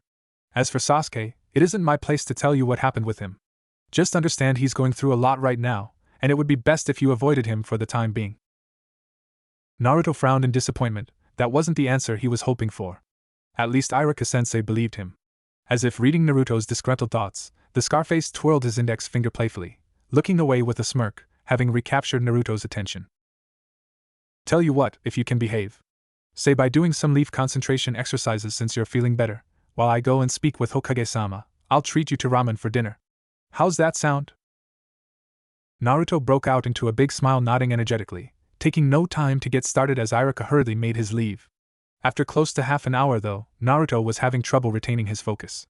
His thoughts kept drifting back to Sasuke. He'd seemed so angry, but also seemed to have been in a lot of pain. Sure, usually Naruto hated the jerk. He was stuck up, popular, and seemed to be good at just about everything. Naruto, however, wasn't heartless, and knowing that someone was suffering, especially someone he knew, didn't sit well with the blonde. What had happened to him? It must have been pretty bad if Irika was unwilling to share the information freely. A fluttering caught Naruto's attention as his leaf fell from his forehead once again, which caused him to squint his eyes in irritation. Naruto beat his fist lightly against his brow, reminding himself that he needed to focus to do the chakra exercise properly. Picking his leaf back up, the blonde shook his head, trying to clear his mind. Iruka-sensei had after all instructed him to leave the Uchiha alone for the time being. He'd also promised Naruto ramen, so the ninja cadet needed to at least look serious about his training until his teacher returned. Another half hour passed and Naruto was getting anxious. What was taking Iruka-sensei so long? Growing tired of the leaf balancing exercise, the blue-eyed boy made his way across the practice field. Taking some leftover kunai out of one of the target dummies to practice his shuriken jutsu, he hurled them at the target. Now that the academy had restarted, Naruto could continue practicing with the real deal again. Well, practice with models that were a bit duller than the shinobi issue ones at least. He wouldn't be able to get to touch those just yet. Naruto had gotten in about an hour of target practice before Iruka returned with some scrolls tucked under his arm. The boy looked up curiously as the man rushed over to him. "Sorry for making you wait, Naruto. My discussion with Saname-sama took a bit longer than I thought it would. I'm surprised you stuck around. At least it saves me the trouble of tracking you down again." "Well, duh, you promised me free ramen. I'd be an idiot to skip out on that," Databeo Naruto deadpanned, causing Iruka to sweat drop. "Ahem. Well, I guess so. Let's be on our way then, shall we?" Iruka coughed, trying to regain his composure. "Hell yeah! Ramen! Ramen! Ramen!" Naruto sang enthusiastically as they exited the courtyard heading towards Ichiraku's. Upon arrival, Naruto plopped down on one of the fixed bar stools happily, quickly grabbing a pair of chopsticks as he excitedly called out his order, "Oaken! A large serving of miso ramen with extra pork. Iruka-sensei's treating me today, Tabeo." The chef laughed heartily, nodding his head in reply as he started Naruto's order. Iruka followed suit, though with a bit more resignation. "The usual please, Tuchi-san," he grunted, carefully placing his scrolls off to the side, lazily leaning over and grabbing a pair of chopsticks as he waited for his meal. Naruto's order came quickly and he heartily dug in. Ichiraku's ramen really was the food of the gods. It didn't take him long to finish his first bowl, and after ordering his second, Naruto looked over at the scrolls, noting how Iruka had been carrying them when he returned from the Hokage's office. "Ne-any, Iruka-sensei, what's with the scrolls?" "Oh, these? This is what I went to discuss with the Hokage. You see, Naruto, based on what you explained to me earlier, I believe you're what's called a sensor-type ninja. Do you remember our discussion about them in class last semester?" Iruka explained, pausing with his meal to give Naruto his full attention. Vaguely, Naruto admitted sheepishly, earning an exasperated sigh out of Iruka. "Well, sensor-type ninja are normally able to mold their chakra in various ways to detect the chakra of others, and sometimes discern specific chakra signatures. Meaning they can tell individuals from one another just on their chakra alone. Hinata's clan, for instance, can see the chakra network of the body when they activate their Byakugan. It's an ability unique to the Hyuga," Iruka explained, noticing Naruto's confused look at the mention of the dojutsu. "Anyway, that is how it is usually used. You, on the other hand, seem to be able to sense others' emotions, and in turn, it is having a physical effect on yourself. Simply put, you have a unique ability, and your lack of control over it overloaded your system. That's why you had such a bad reaction when you were around Sasuke today." Naruto nodded in understanding, absent-mindedly starting on his second helping of ramen. So those sensations he'd been feeling were other people's emotions. What a weird power, but it was cool that he and Hinata have another thing in common, being sensor-type ninja. "These scrolls," Iruka went on, lightly patting the bundle with his free hand to emphasize his point, "are going to be your homework until you're able to get your abilities under control." "What? That's so unfair, Iruka-sensei," Tabeo Naruto complained, momentarily forgetting his ramen, only to earn a sharp look from his teacher, causing him to quiet down. "Naruto, your ability is very unique. Honestly, I'd never even heard of something like this before, it is that rare. Are you subconsciously flooding your system with chakra? Are you at risk of depleting your chakra reserves because of this? Today you got sick and ended up fainting. What's to say next time you're by yourself, or in the middle of training? What if you get hurt with no one there to help you? Or worse?" The Chunin scolded soberly, causing Naruto to look down guiltily, playing with his noodles as Iruka continued to calmly lecture him. "In fact, the ability is so unheard of that the only written information I could find on it was a brief mention of the Shodame's wife, Senju Mito, formerly known as Uzumaki Mito, having it." At the mention of his surname, Naruto snapped his head up to see Iruka give him an apologetic smile. "Unfortunately, since Yuzushiogekure's destruction during the Second Shinobi World War and your parents' own demise the night of the Kyuubi's attack, Kanehigakure is fresh out of adult Uzumaki that could have helped you learn to control your abilities." Now Naruto completely abandoned his food. So what? He'd inherited some rare ability that could potentially be a risk to his life, and anyone that could teach him how to properly use it had already died a long time ago. His melancholic thoughts were interrupted by the weight of a hand resting heavily on his head, ruffling his hair. Slowly Naruto looked up, seeing Iruka smile at him reassuringly. This is why I tried to find all the scrolls I could that explained the basic and advanced theories behind sensor-type abilities, behavior studies, and basic psychology. I'm not expecting you to go at this alone, get it down in one night, or even 1 month, so don't worry. We'll figure this out together. You're my precious student after all. As Iruka finished his deeply moving assurance, Naruto choked back tears, quickly going back to shoveling down his food. Sure, it sucked he was going to have more work than his other classmates, but in a way, Naruto guessed this is what it meant to belong to a clan. Based on Iruka's explanation, Naruto bet that his peers belonging to prominent clans had tons of extra work they had to put in based on their own family's unique jutsu and abilities. Naruto himself didn't know much about the Uzumaki clan besides what he learned in school, which wasn't much. From what he remembered, they were the reason for the spiral on the Chunin vest and Konoha's default shinobi uniforms. The clan had also been closely allied with Konoha, at least before the majority of the clan had been wiped out close to 3 decades ago. After the duo finished their meal, Iruka held out the scrolls to Naruto. For now, I want you to read these. The first is information that Sandaime-sama felt would be beneficial for you to learn about the Uzumaki clan and Mito-sama. He, after all, knew her personally since his own sensei had been Nidaime-sama, Shodaime-sama's brother. The boy was shocked to hear that. Just how old is Ji-chan?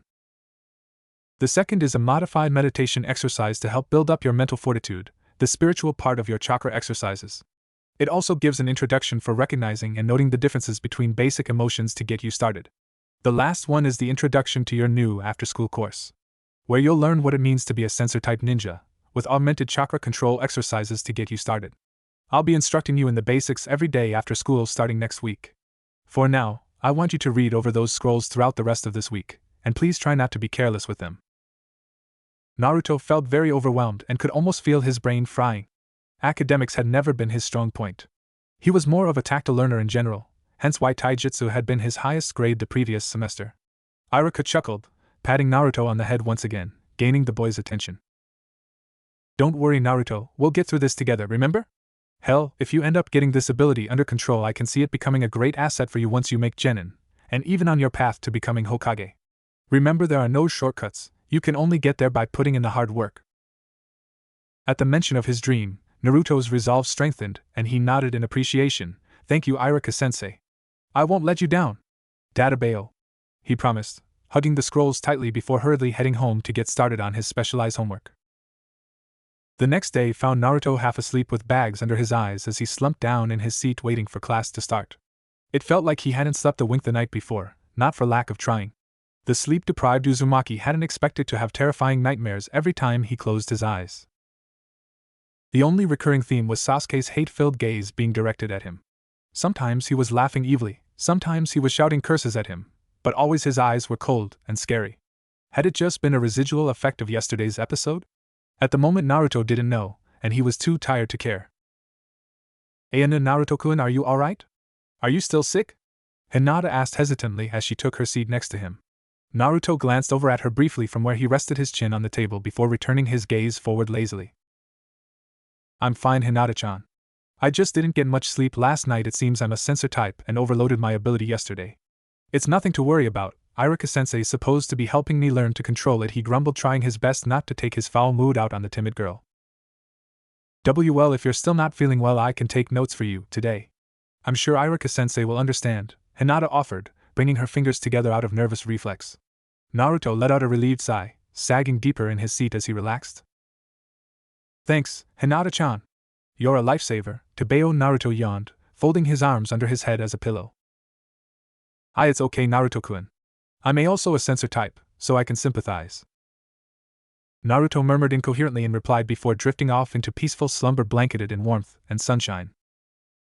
Throughout the rest of the week, Naruto's nightmares continued, his disrupted sleep having a noticeably negative impact on his performance in class. Naruto had to assure Iruka that he hadn't been staying up late at night trying to work on his home studies and explain to him about the nightmares. Iruka was more patient with him after that discussion. As long as Naruto made sure to give him a report at the start of class, confirming his sleep schedule and the frequency he ended up waking up throughout the night. The first week came and went leading into Naruto's after-school studies with Iruka. They weren't doing anything special yet since Naruto was still recovering from his lack of sleep, and Iruka thought it more prudent that he recognized what he felt first, which required being able to recognize different emotions. Naruto thought emotions were simple. You had happy, sad, and mad. Simple was easy, simple was what he preferred. His sensei disagreed, and even pointed out to him that recognizing more complex emotions could help him in combat situations once he started his ninja career. Naruto slowly learned the basics of human behavior and psychology, struggling to grasp the advanced subject. He figured Iruka wanted to pound these skills into him more so that Naruto didn't end up caught off guard or deceived again, but the material was difficult to grasp. Naruto would think he figured something out only to be told differently, much to his disappointment. It was easier when Iruka broke down the big words and confusing definitions using examples Naruto could pull from his own experiences. Such as when he compared Hinata to ramen, that had meant she was someone special that Naruto cherished. Iruka also tried to break down the different levels of hatred Naruto had come to experience, though that had been an uncomfortable session for both teacher and pupil. Naruto didn't understand why he was hated so much by so many. Iruka seemed to know, but either wouldn't or couldn't tell him. Maybe it was because he was the sole surviving Uzumaki in Konoha? If his sensor ability was that amazing, maybe people felt threatened by it. The scroll Naruto read describing his crippled clan made them seem amazing: strong life forces, long lifespans, bigger chakra pools, an improved healing factor, and higher stamina levels. Yep, Naruto was proud to count himself among the remnants of the Uzumaki clan. He'd learned that they even had woven ties with the Senju clan, the clan the Shodaime and Nidaime hailed from. That meant somewhere in his family tree he could be related to some of the Hokage. How awesome was that? Then again, some of the whispers he would overhear from time to time made it seem like it was his fault the Yondaime died. Naruto thought that was stupid though, since he was born the same day the Yondaime died. What could he have done? Drooled on the man to death? Adults were confusing. Naruto chose not to dwell on it, instead, focusing on his exercises.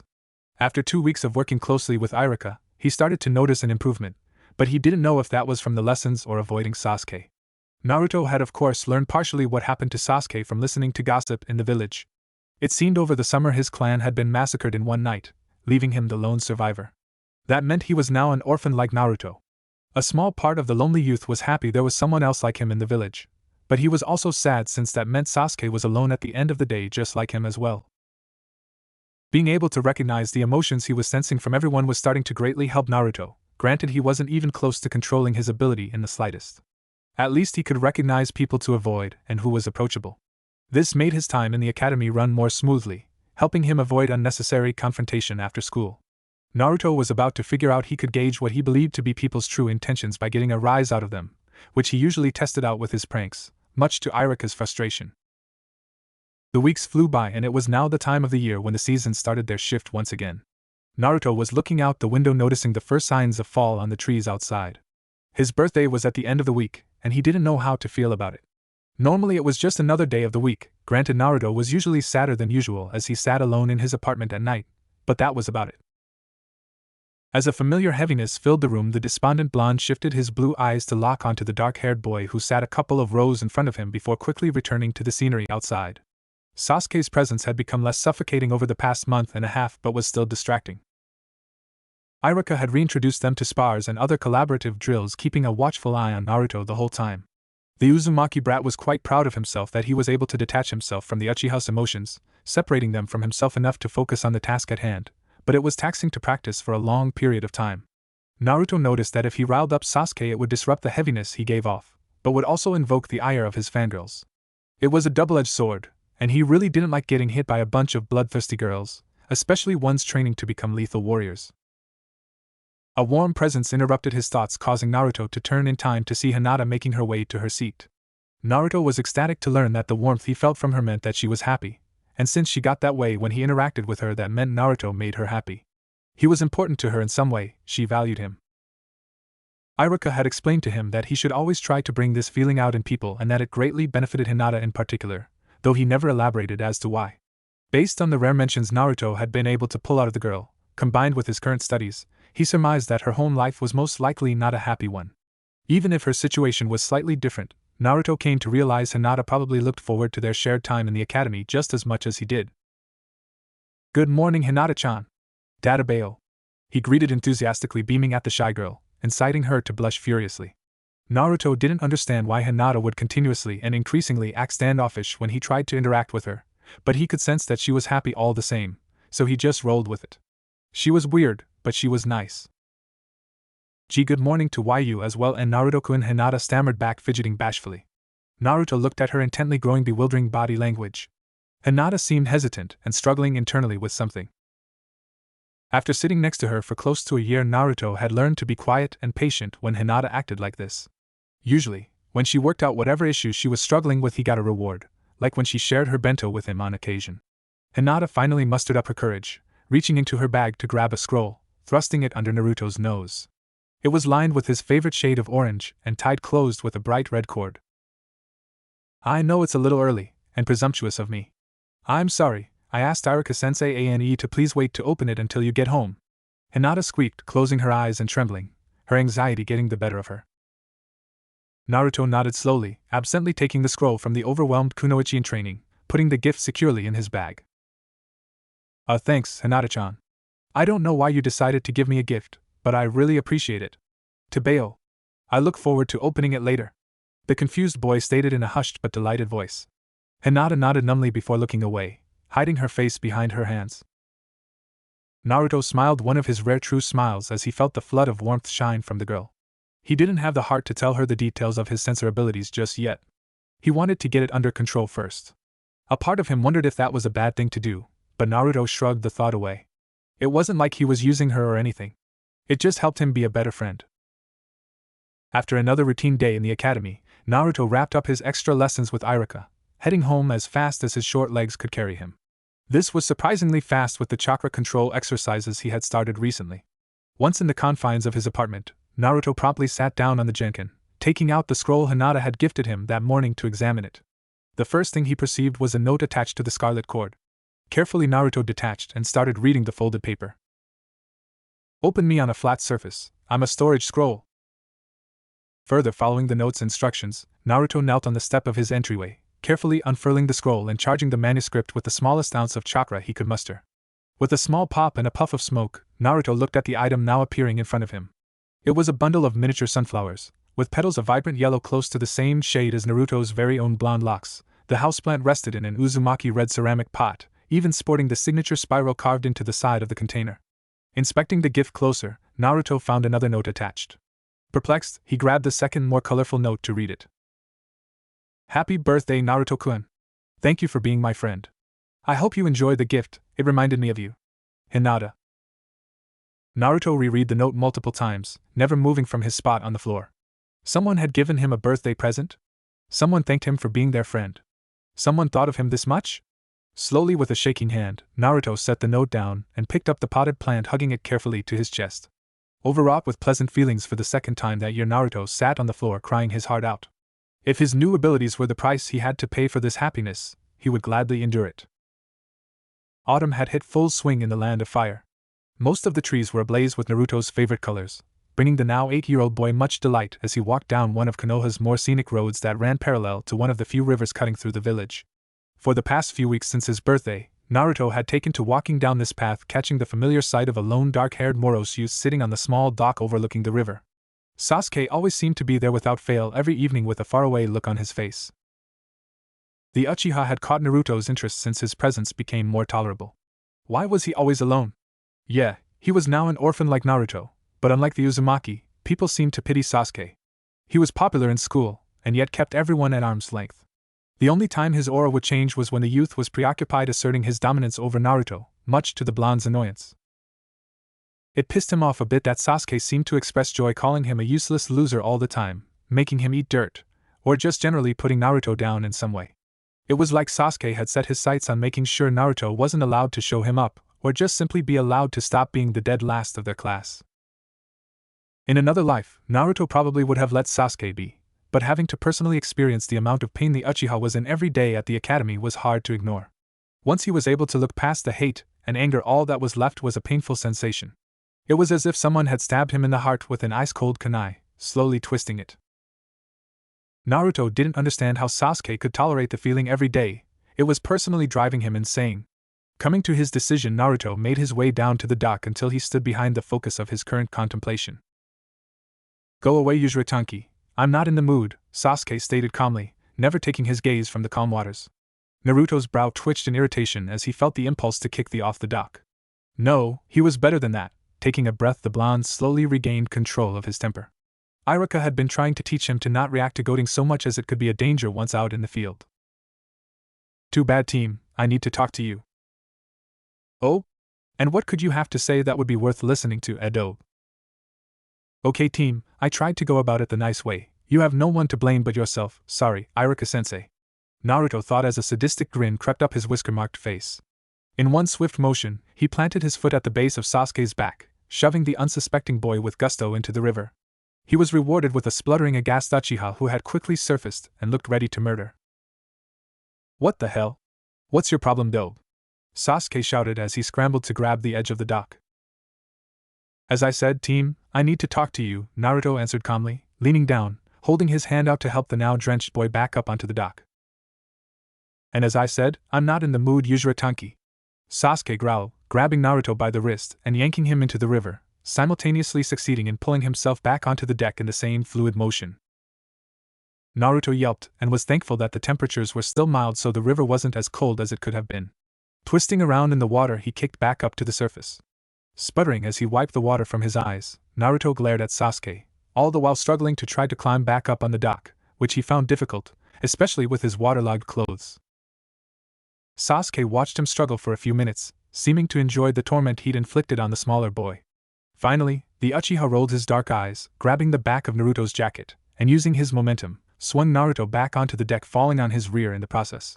Naruto for his part rolled around on the ground whining in muffled pain, holding his face that he had the bad luck of landing on. After taking a moment for both boys to regain their composure, they sat across from each other sporting matching glares and looking like a pair of half-drowned cats. Well? I don't have all day, Dobe, spit it out, Sasuke demanded impatiently, earning a more intense frown from Naruto who furrowed his brow. I heard what happened to your clan, team. The blonde explained calmly after swallowing down his rising temper. The dark-eyes boy could be insufferable on his best days and appeared even more so right now. So? What's that got to do with you? Sasuke growled, his presence sharply gaining some weight, causing Naruto to fight the urge to fidget. This conversation was quickly becoming uncomfortable before it even started. Well, if you haven't noticed, you're not the only orphan in town, Tobeo. I'm kind of your senpai in that department. Naruto retorted with a rueful snort, flashing the slightly older boy a wry smile, hoping to diffuse some of the tension, but remaining unsuccessful. And? Your point?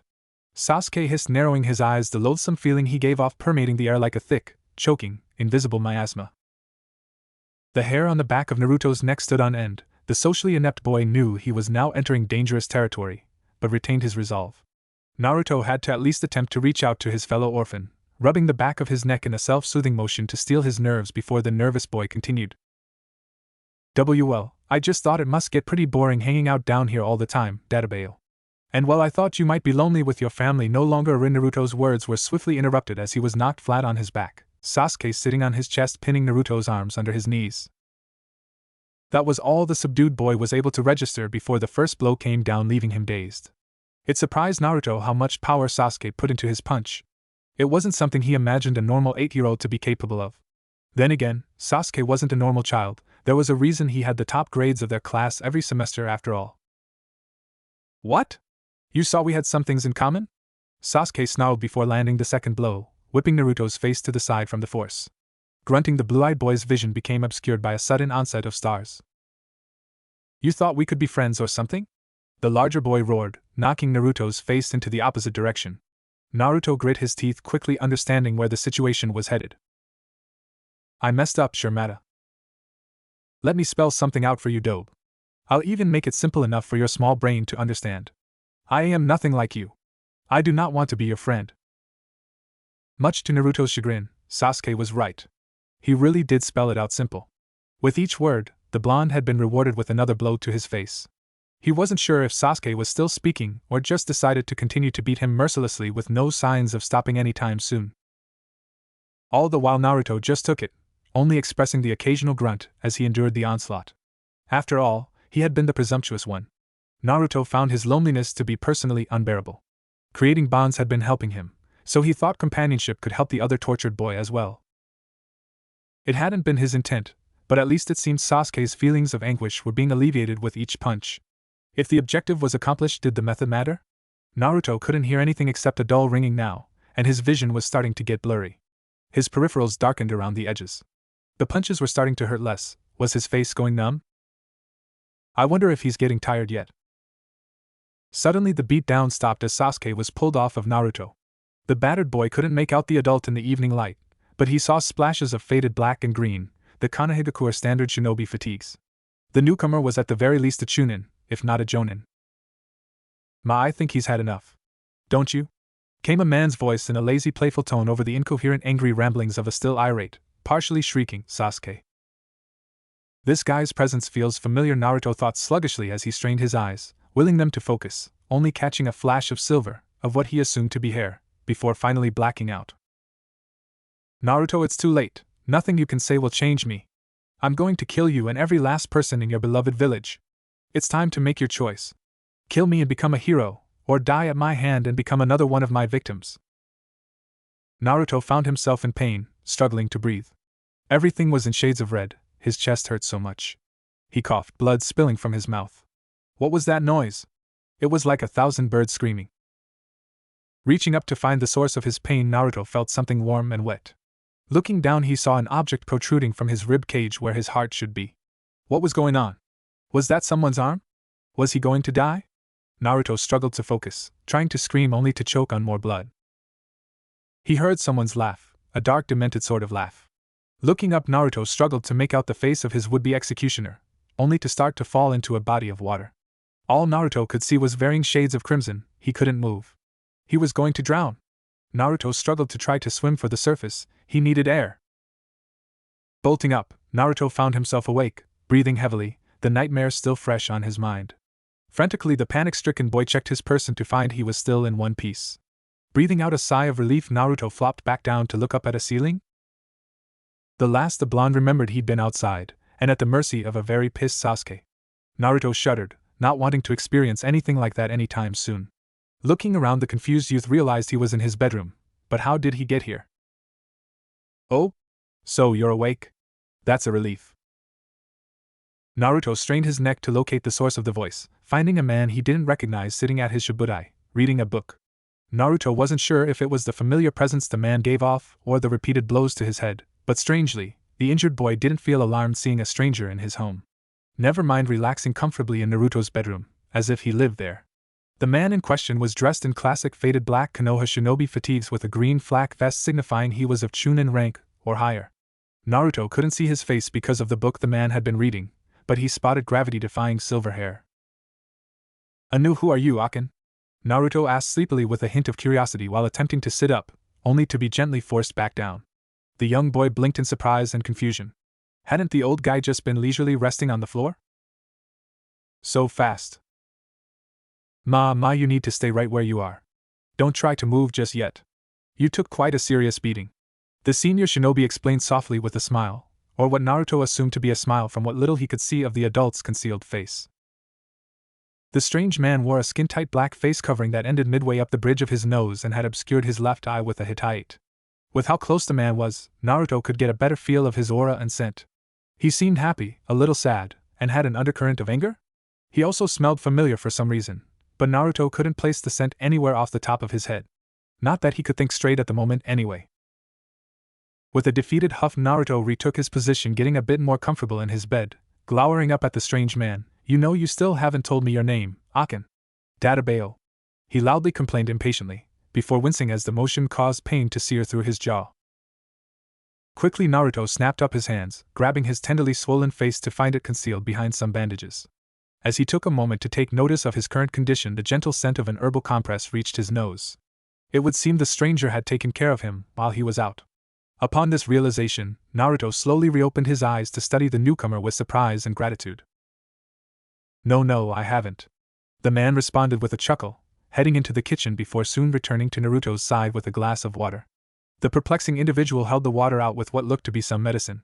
"Here, take this. It'll help you feel better." The bewildered boy nodded, taking the items into his hands, then proceeding to carefully wash down the medicinal packet, assessing the throbbing pain in his jaw muscles, cheek, and jaw bone, around his eyes, basically his skull in general. Naruto didn't know why. The man seemed a bit more patient and easygoing than Irika-sensei, but instead of arguing, the boy felt more compelled to follow the adult's instructions as if it was the most natural thing in the world. He felt like the mere thought of acting up was unthinkable. Naruto did, however, never take his eyes off the man, though more out of general curiosity than real caution. Once the one-eyed shinobi was satisfied with Naruto's compliance, he took the glass back, setting it on the nearby table before squatting down to eye level, his expression taking a more serious tone. Now, do you mind telling me why you allowed that boy to hit you without ever lifting a finger? Why didn't you try to defend yourself? Naruto looked away guiltily. Normally he'd argue, or act up, to distract from being put on the spot, but oddly continued to behave. It didn't help that the man seemed so familiar that it was driving Naruto crazy, like grasping for a word on the tip of one's tongue. The injured youth could swear he knew this man but had never seen or heard anyone like him before. It was my fault, Tebeo. I said something carelessly. He felt better when hitting me, so why not let him? Naruto remarked with a shrug, earning a strained look from the intriguing man. I see, and what would you have done if I hadn't stepped in? I dunno, wait for team to get tired or bored, I guess? Naruto answered with another shrug. This earned the foolish boy a soft chuckle from his older guest, followed by an exasperated, long, drawn-out sigh. I see, so you honestly felt you deserved to be hit until he got tired, Just what could you have said to deserve something so extreme? I told him we were the same. Tebeo. Then team decided to teach me that I was mistaken. Well, after his lesson, do you find yourself agreeing with him? Naruto thought for a moment before slowly shaking his head. No, we're both alone after school, with no one waiting for us at home. We're both orphans without any family around. We're both training to become shinobi. The stranger lifted his hand, signaling Naruto to stop, so he could have a chance to interject. However, are you aware that there is a difference between starting with nothing and having a chance to gain something, versus having something, only to end up having nothing? Naruto just stared at him blankly. No, he couldn't relate to that. For as long as Naruto could remember, he never had anything like that in his life. No one was waiting for him to return home at night. No one was there to celebrate holidays with him. No one was usually there to provide care and comfort when he was sick or in pain. For most of Naruto's short life, he'd been denied basic human contact and interactions. At least, until this past year. It was hard at the start, but people were slowly opening up to him. Was Sasuke's pain that different from his? Was trying to be Sasuke's friend a mistake? That other boy, Sasuke, he's in the process of grieving. Grieving? What's that? Imagine if Ichiraku suddenly closed and would never open again. What? No way. That'll never happen, Databeo. Naruto exclaimed, following up with a small whine of pain that shifted into a whimper, massaging his throbbing jaw gingerly as he waited for the sensation to pass. You never know. Now, imagine that feeling of losing something so important in your life that you can't think of living without it, but the pain is 100 times worse. The silver-haired man explained, giving Naruto a pointed look to drive the point home. The injured boy reflected on the scenario for a moment, looking down as he mulled over the stranger's words, awkwardly playing with the blanket resting across his lap. Naruto tried to imagine losing the few precious people that had become a crucial part of his life. Awkwardly giving the lecturing adult a sideways glance, throughout his lesson, the man's presence had never changed. He exuded a consistent level of sadness that the young sense continued to find vaguely familiar. Maybe it was that feeling that caused the child to remain for the most part contemplative and respectful? Is it like that feeling in your chest that never seems to go away? Naruto finally asked, quietly pointing towards the man's heart, earning a hesitant nod from the masked shinobi. Naruto hummed and thought, looking up at the ceiling. So that's what that feeling was. Will he be like that forever? No, however, everyone handles grief differently, and some take longer to heal than others. Some never recover at all. It's a very complicated thing. Is there a way to make him better? Only time will tell. Until then, try to give him some space. You may want to volunteer as his punching bag, but that won't help either of you in the long run. So Akin, you gonna tell me your name yet? Naruto asked after a pause with a yawn, feeling a bit drowsy as the medicine started taking effect.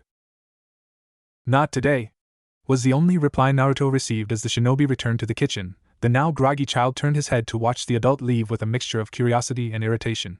Soon after, the man returned with a steaming bowl of something. The tall, lanky man sat down on the edge of the bed, being careful not to sit on the small boy.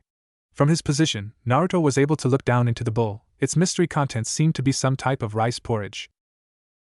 Here, you're too banged up to eat your usual dinner choice. Careful, it might still be a little hot. The stubbornly anonymous man warned, patiently waiting for Naruto to residuate himself to eat his meal. The duo sat in silence as Naruto hesitantly sipped the brothy substance, nursing his aching jaw. The blonde hoped he healed enough overnight. Naruto didn't want to admit it, but the stranger had made a point with his shared wisdom earlier. What was he going to do if it continued to hurt too much to eat? It's not like he usually had anyone over to cook for him. It appeared this year was just full of life lessons being learned in a hard and often painful way. After Naruto finished his meal, the mystery man took his bowl to the kitchen, while the boy made himself more comfortable in his bed. He tried to fight off the drowsiness but soon lost the battle, entering into a dreamless slumber.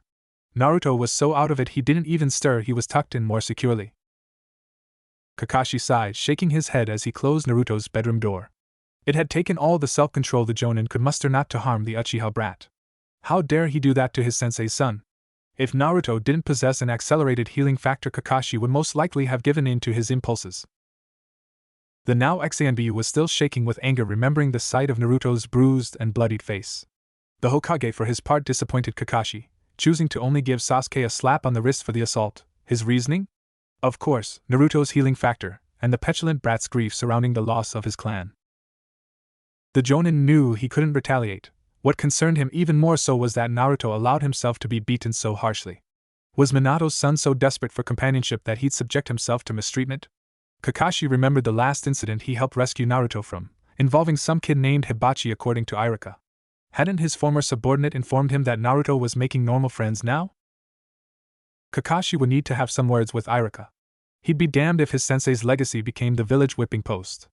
It was one thing to be irrationally neglectful, quite another to go after the boy with the intent of physical harm. However, a small part of Kakashi was grateful that at least the Kyuubi hadn't felt compelled to intervene.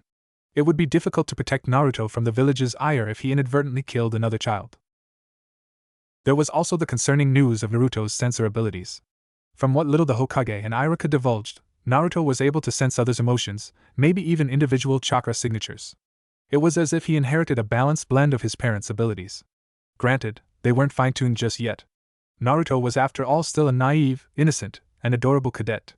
Irika was trying his best to prepare Naruto for the life of a shinobi, but Kakashi could already predict some issues that would require a more deft hand. Glancing back at the doorway leading to the broken shinobi's last semblance of a family, he gripped his shaking fists to quell his rising anger once more. Dog bites caused by Niken weren't easy to track back to their owners, were they? Kakashi would have to discuss it with Pakken.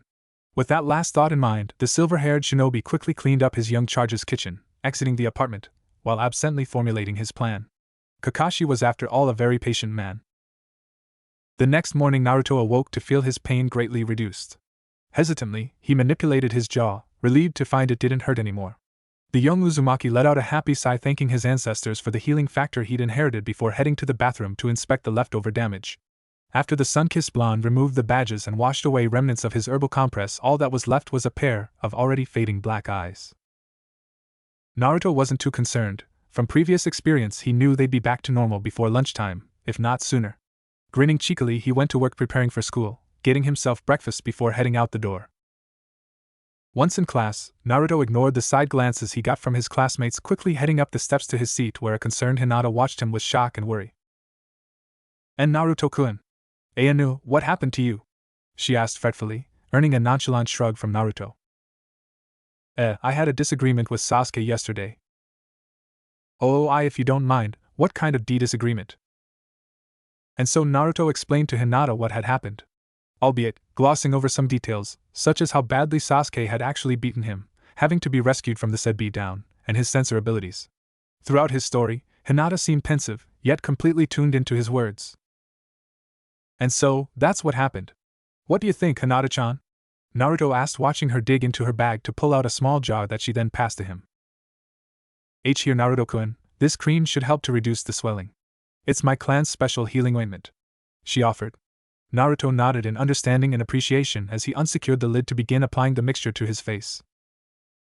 "As for what I think, Ayano, I think I can understand both and Naruto-kun's intent and Sasuke-san's feelings. At least a little.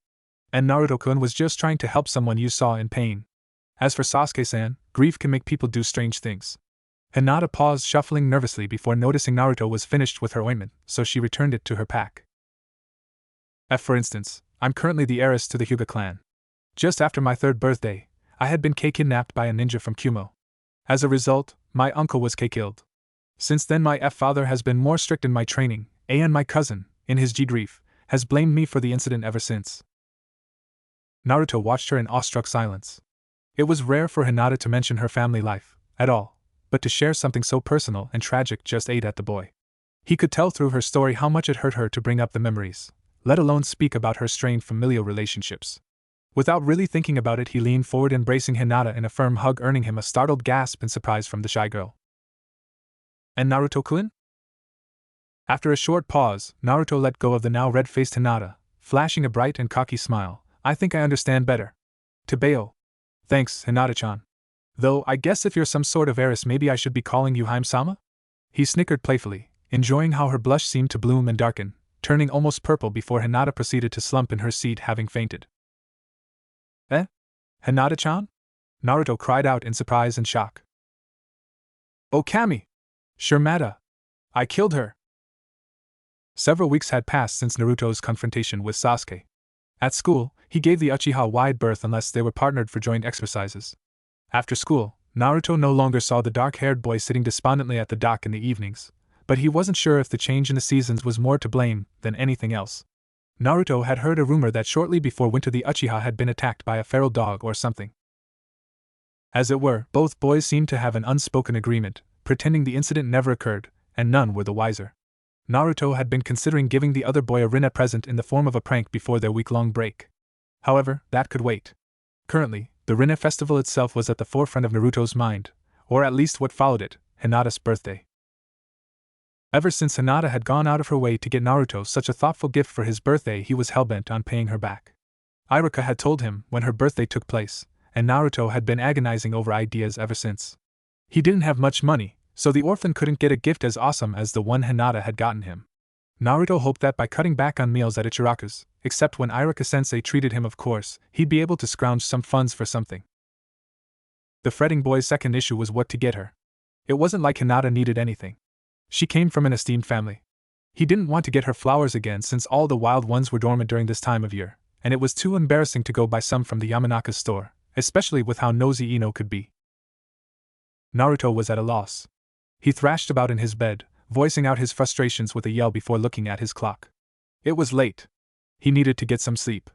The subdued boy crawled underneath the covers, hugging his pillow close to his body, slowly starting to drift to sleep. Wait, that's it.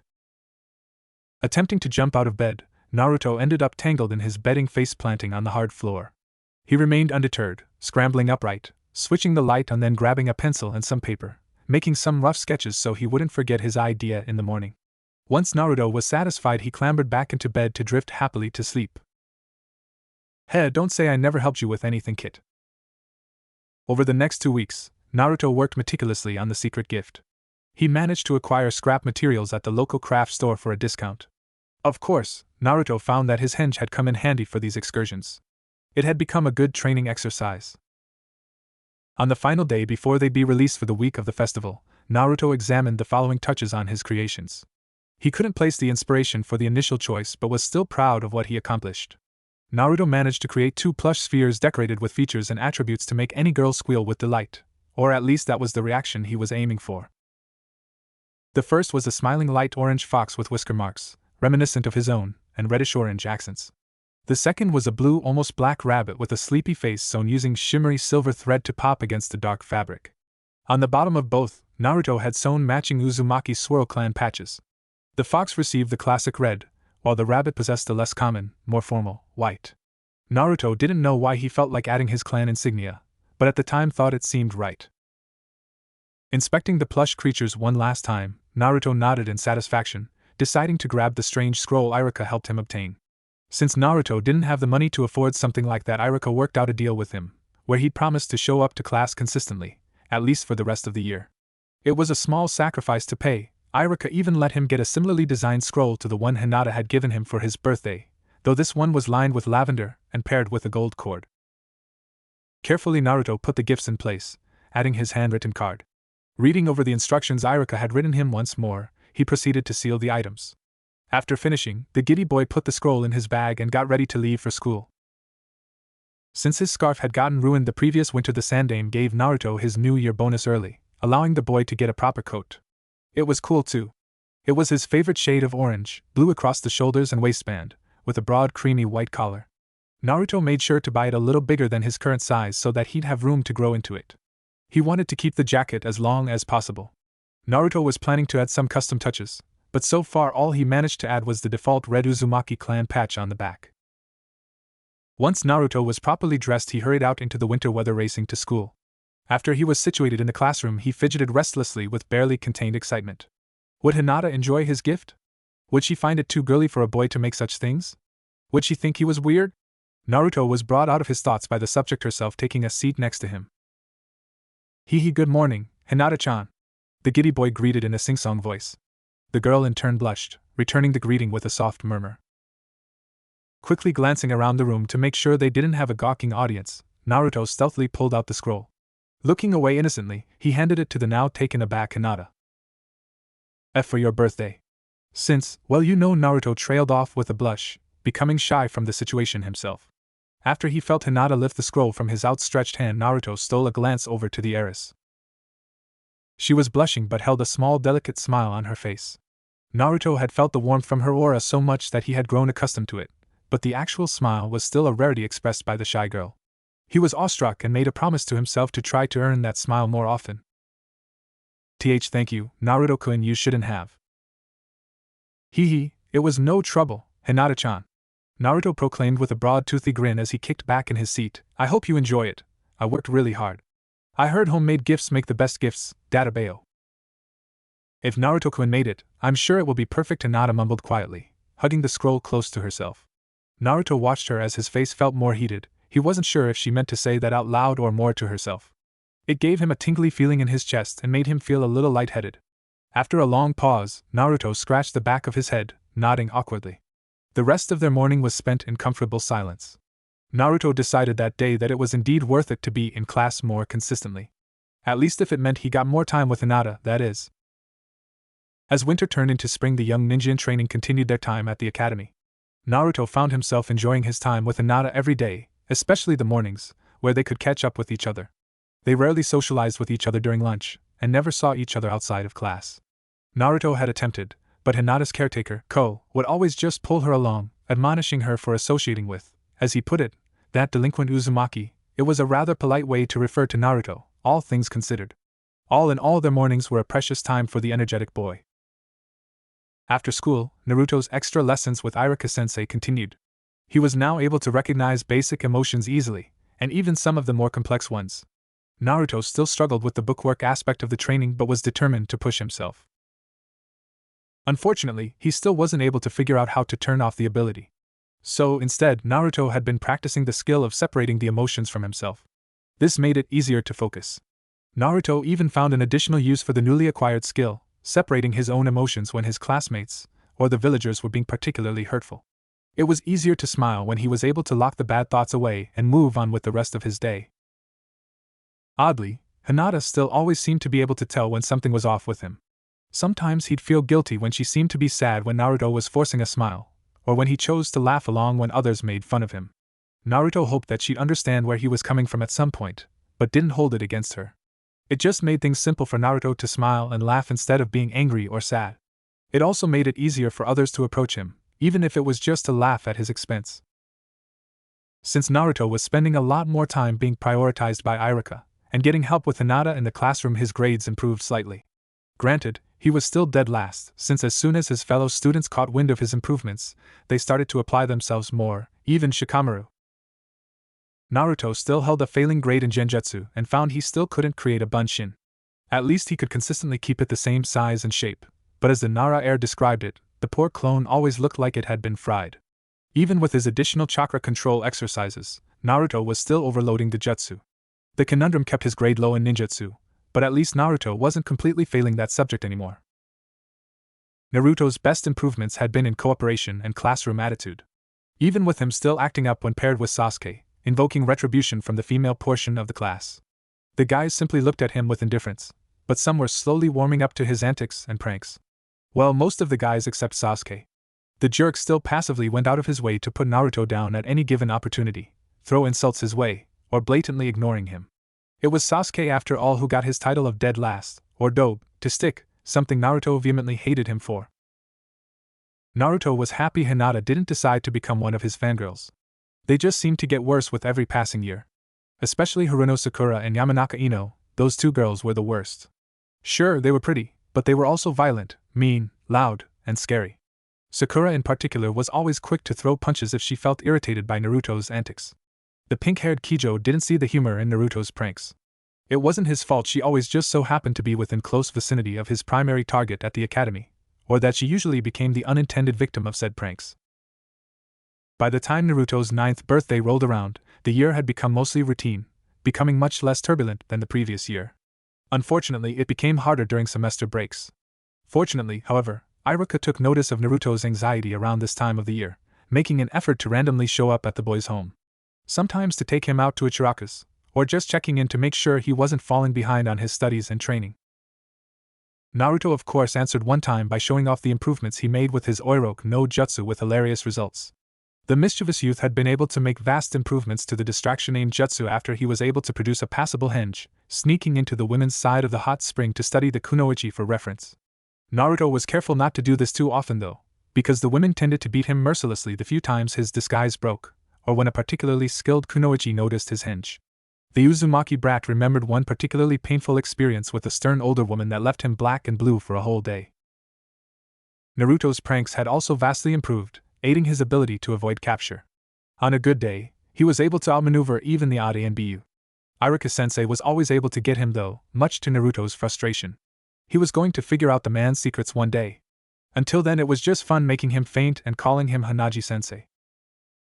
Naruto was quickly making a name for himself in the village, forcing his existence to be somewhat acknowledged, even if it was for less than positive reasons. He could live with that for the time being. Naruto would worry about his reputation later. For now, he was enjoying his fun. Sometimes, all you can do is laugh to keep yourself from crying. It was now the start of Naruto's final year in the academy. The Uzumaki brat had matured very little over the past 2.5 years compared to his classmates. Even though he would be 12 at the end of the year, Naruto hadn't developed much since he was 9. By now all the boys towered over him, and even some of the girls already had a noticeable height difference in comparison to the pint-sized ninja trainee. Yes, Naruto's lack of growth quickly became a sore subject for him, and a new target of teasing from the other shinobi cadets. Academically, Naruto had improved in most areas except his core subjects. He still lacked the chakra control needed to efficiently handle or produce a genjutsu. His small stature increased his struggles in taijutsu twofold. For one, the boys were increasingly gaining a size and weight advantage over him, forcing Naruto to think of better strategies to outsmart them instead of overpowering them.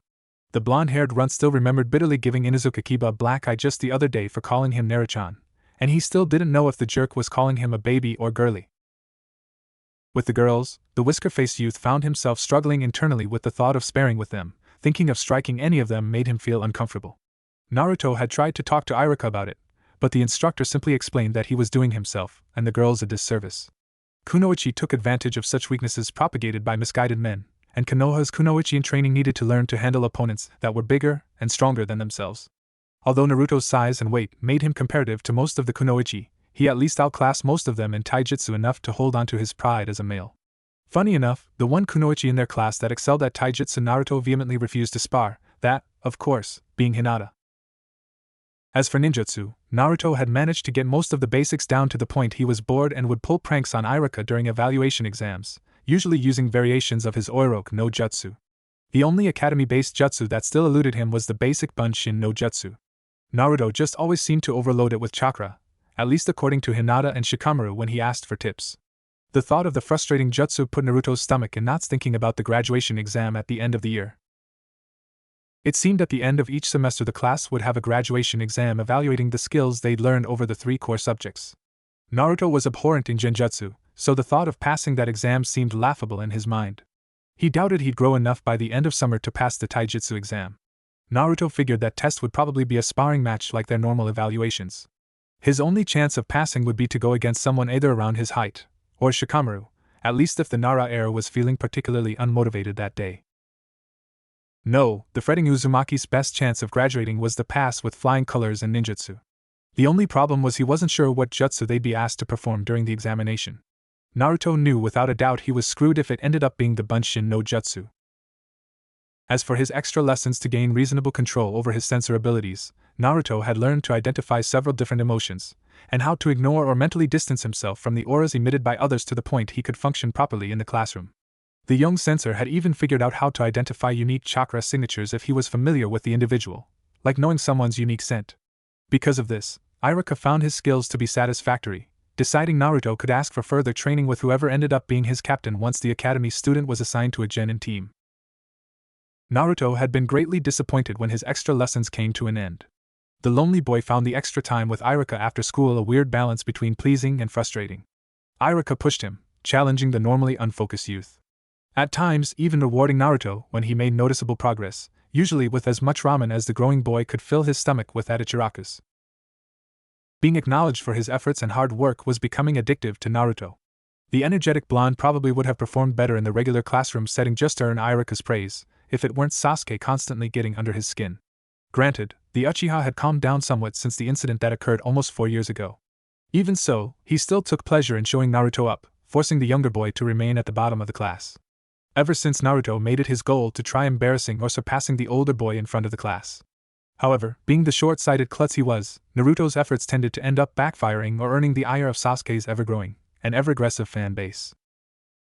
The girls in question had become even more vicious in the new year, Naruto noticed. Some had even been bold enough to try asking the Uchiha out on dates. Of course, Sasuke always turned them down. In another life, Naruto would probably have been jealous of the attention Sasuke was receiving from the girls. Now though, even with Naruto starting to notice how pretty the girls were becoming, he could also vaguely sense their intentions, making his skin crawl.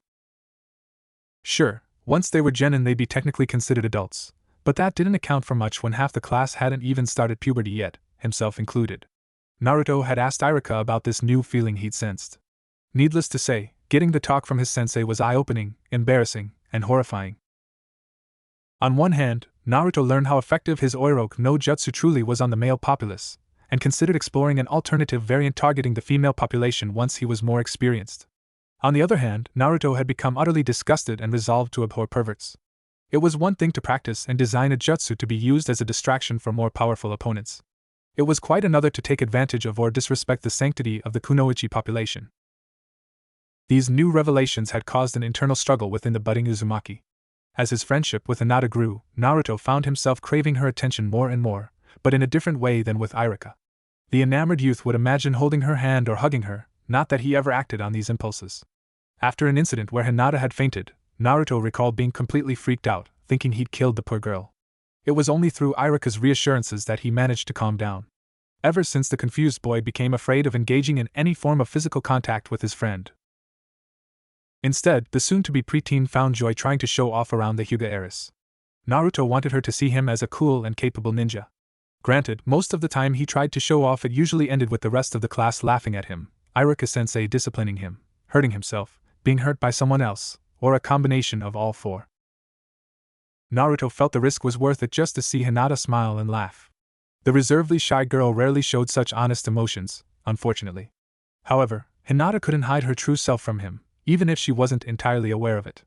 For all the skill Naruto was putting into tuning out everyone's emotions, including his own, it seemed he preferred to intently fixate on Hinata's. The full nature of Naruto's sensor abilities were one of the few remaining secrets he kept from Hinata.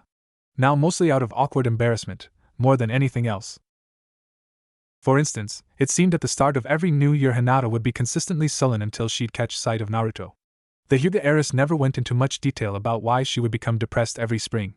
Usually, the timid girl would go into a vague self-deprecating tangent, questioning her capabilities as a ninja, and never directly answering Naruto's inquiries.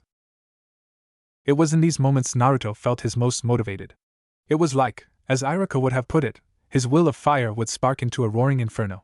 He might not understand what was wrong but knew that he had the power to make her smile, usually by pulling a prank or practical joke. It became such a pattern that even a few of the other students come to anticipate Naruto's more crazy stunts within the first week of school every year. Being the avid prankster Naruto was, he aimed not to disappoint. To set the mood this year for his peers, the impish child had set up paint bombs that turned Iruka-sensei and Mizuki-sensei into tie-dye walking works of art, accented with glitter. Sure, Naruto had detention for a month, but it was worth it. After all, Hinata's high perceptive skills had been able to notice the choice of pigment combinations as the duo's favorite colors. Not all of the first semester had been sunshine and sakura blossoms. Unfortunately, it seemed that a few of the guys had been put off by Hinata giving Naruto homemade chocolate in February just before the end of year break. At the start of the new school year, to be polite and a good friend, Naruto returned the favor by bestowing her with a customized kunai. The blade itself was just one from Naruto's personal set he'd purchased in preparation for their final year's shuriken jutsu training. The clever ninja trainee merely modified it with lavender and gold ribbons braided on the grip. They were soon to be ninja, after all, so Naruto wanted to give Hinata something functional, and not too flashy. This hadn't gone over well with some of the more hormone-driven male cadets. Thus, one day after school Naruto found himself cornered by some of the boys, where they proceeded to demand he learn his place. After all, he was a nameless nobody while Hinata was the heiress of the esteemed Hyuga clan. Naruto didn't care much about the insults, since in his mind clan standing didn't make a person. Especially considering he was the sole surviving Uzumaki in Konoha, a clan whose crest could be seen on every chunin vest and standard issue Konohagakure shinobi uniform, yet Naruto as an individual was considered insignificant. Yes, Hinata was a ninja princess of sorts, but to Naruto that wasn't what made her special. He'd still call her Haim-sama now and again, but only when he was sure people weren't eavesdropping on them. It was fun to tease her once in a while, and it gave him a warm, fuzzy feeling that he found enthralling. This brought Naruto's thoughts to this morning. Their first semester was going to be ending in a couple of days, and they'd be released for a month to enjoy summer. This meant that they were going to be tested on their skills in genjutsu, specifically being able to successfully recognize, cast, and dispel an E-rank genjutsu, on top of a written exam evaluating their general knowledge of chakra theory and basic shinobi knowledge. This year ultimately wasn't about learning new skills involving academics. It was about honing what they already knew, preparing the students for their lives as active duty ninjas serving the village. At the current moment, Naruto could care less about any of that. He was completely expecting to utterly fail the genjutsu exam, and written exams weren't one of his strengths. No, right now a certain indigo-haired girl occupied his mind. Naruto would have to spend another summer without her, followed by some festivals in fall and winter. Graduation would be here before they knew it. Would they still even be able to see each other once they became full-fledged shinobi? Hinata, rarely if ever, left her clan compound without being escorted by her insufferable caretaker Ko, and Naruto didn't dare go to the prestigious residence. He was one for pushing the boundaries, maybe at times testing his limits with others, but even he wasn't that stupid. The ostracized youth didn't want to cause unnecessary problems for Hinata. So, Naruto decided to keep his distance until he could start changing the village's opinion of himself. What would happen if the dead last didn't graduate alongside his classmates? The thought sent a chill down Naruto's spine, made his stomach hurt, and his heart rate quicken. If he failed every graduation exam, he'd be held back. If Naruto was held back, he'd become the oldest kid in class, and not know any of his peers. People would take him less seriously than they already did. It'd be akin to a death sentence for his shinobi career. It was extremely hard to climb out of a hole that deep. No! I have to quit thinking like that. I will graduate. I will become a shinobi. I will become Hokage. Naruto mentally berated himself before his gaze and thoughts gravitated towards Hinata once more. This whole week had been a self-study session in preparation for the first exam. The blonde was confident he could pass the written part. Well, as long as he remained focused. Once Naruto started applying the lessons taught to him with practical examples taken from his personal experiences, it became easier to understand and retain the information. Genjutsu, on the other hand. How was he going to pass? He didn't have the talent, let alone the control for making or dispelling the nasty jutsu. Naruto could have sworn Mizuki-sensei was making the evaluations impassable on purpose, but he couldn't prove it. At the same time, the suspicious boy wanted to give his assistant instructor the benefit of the doubt.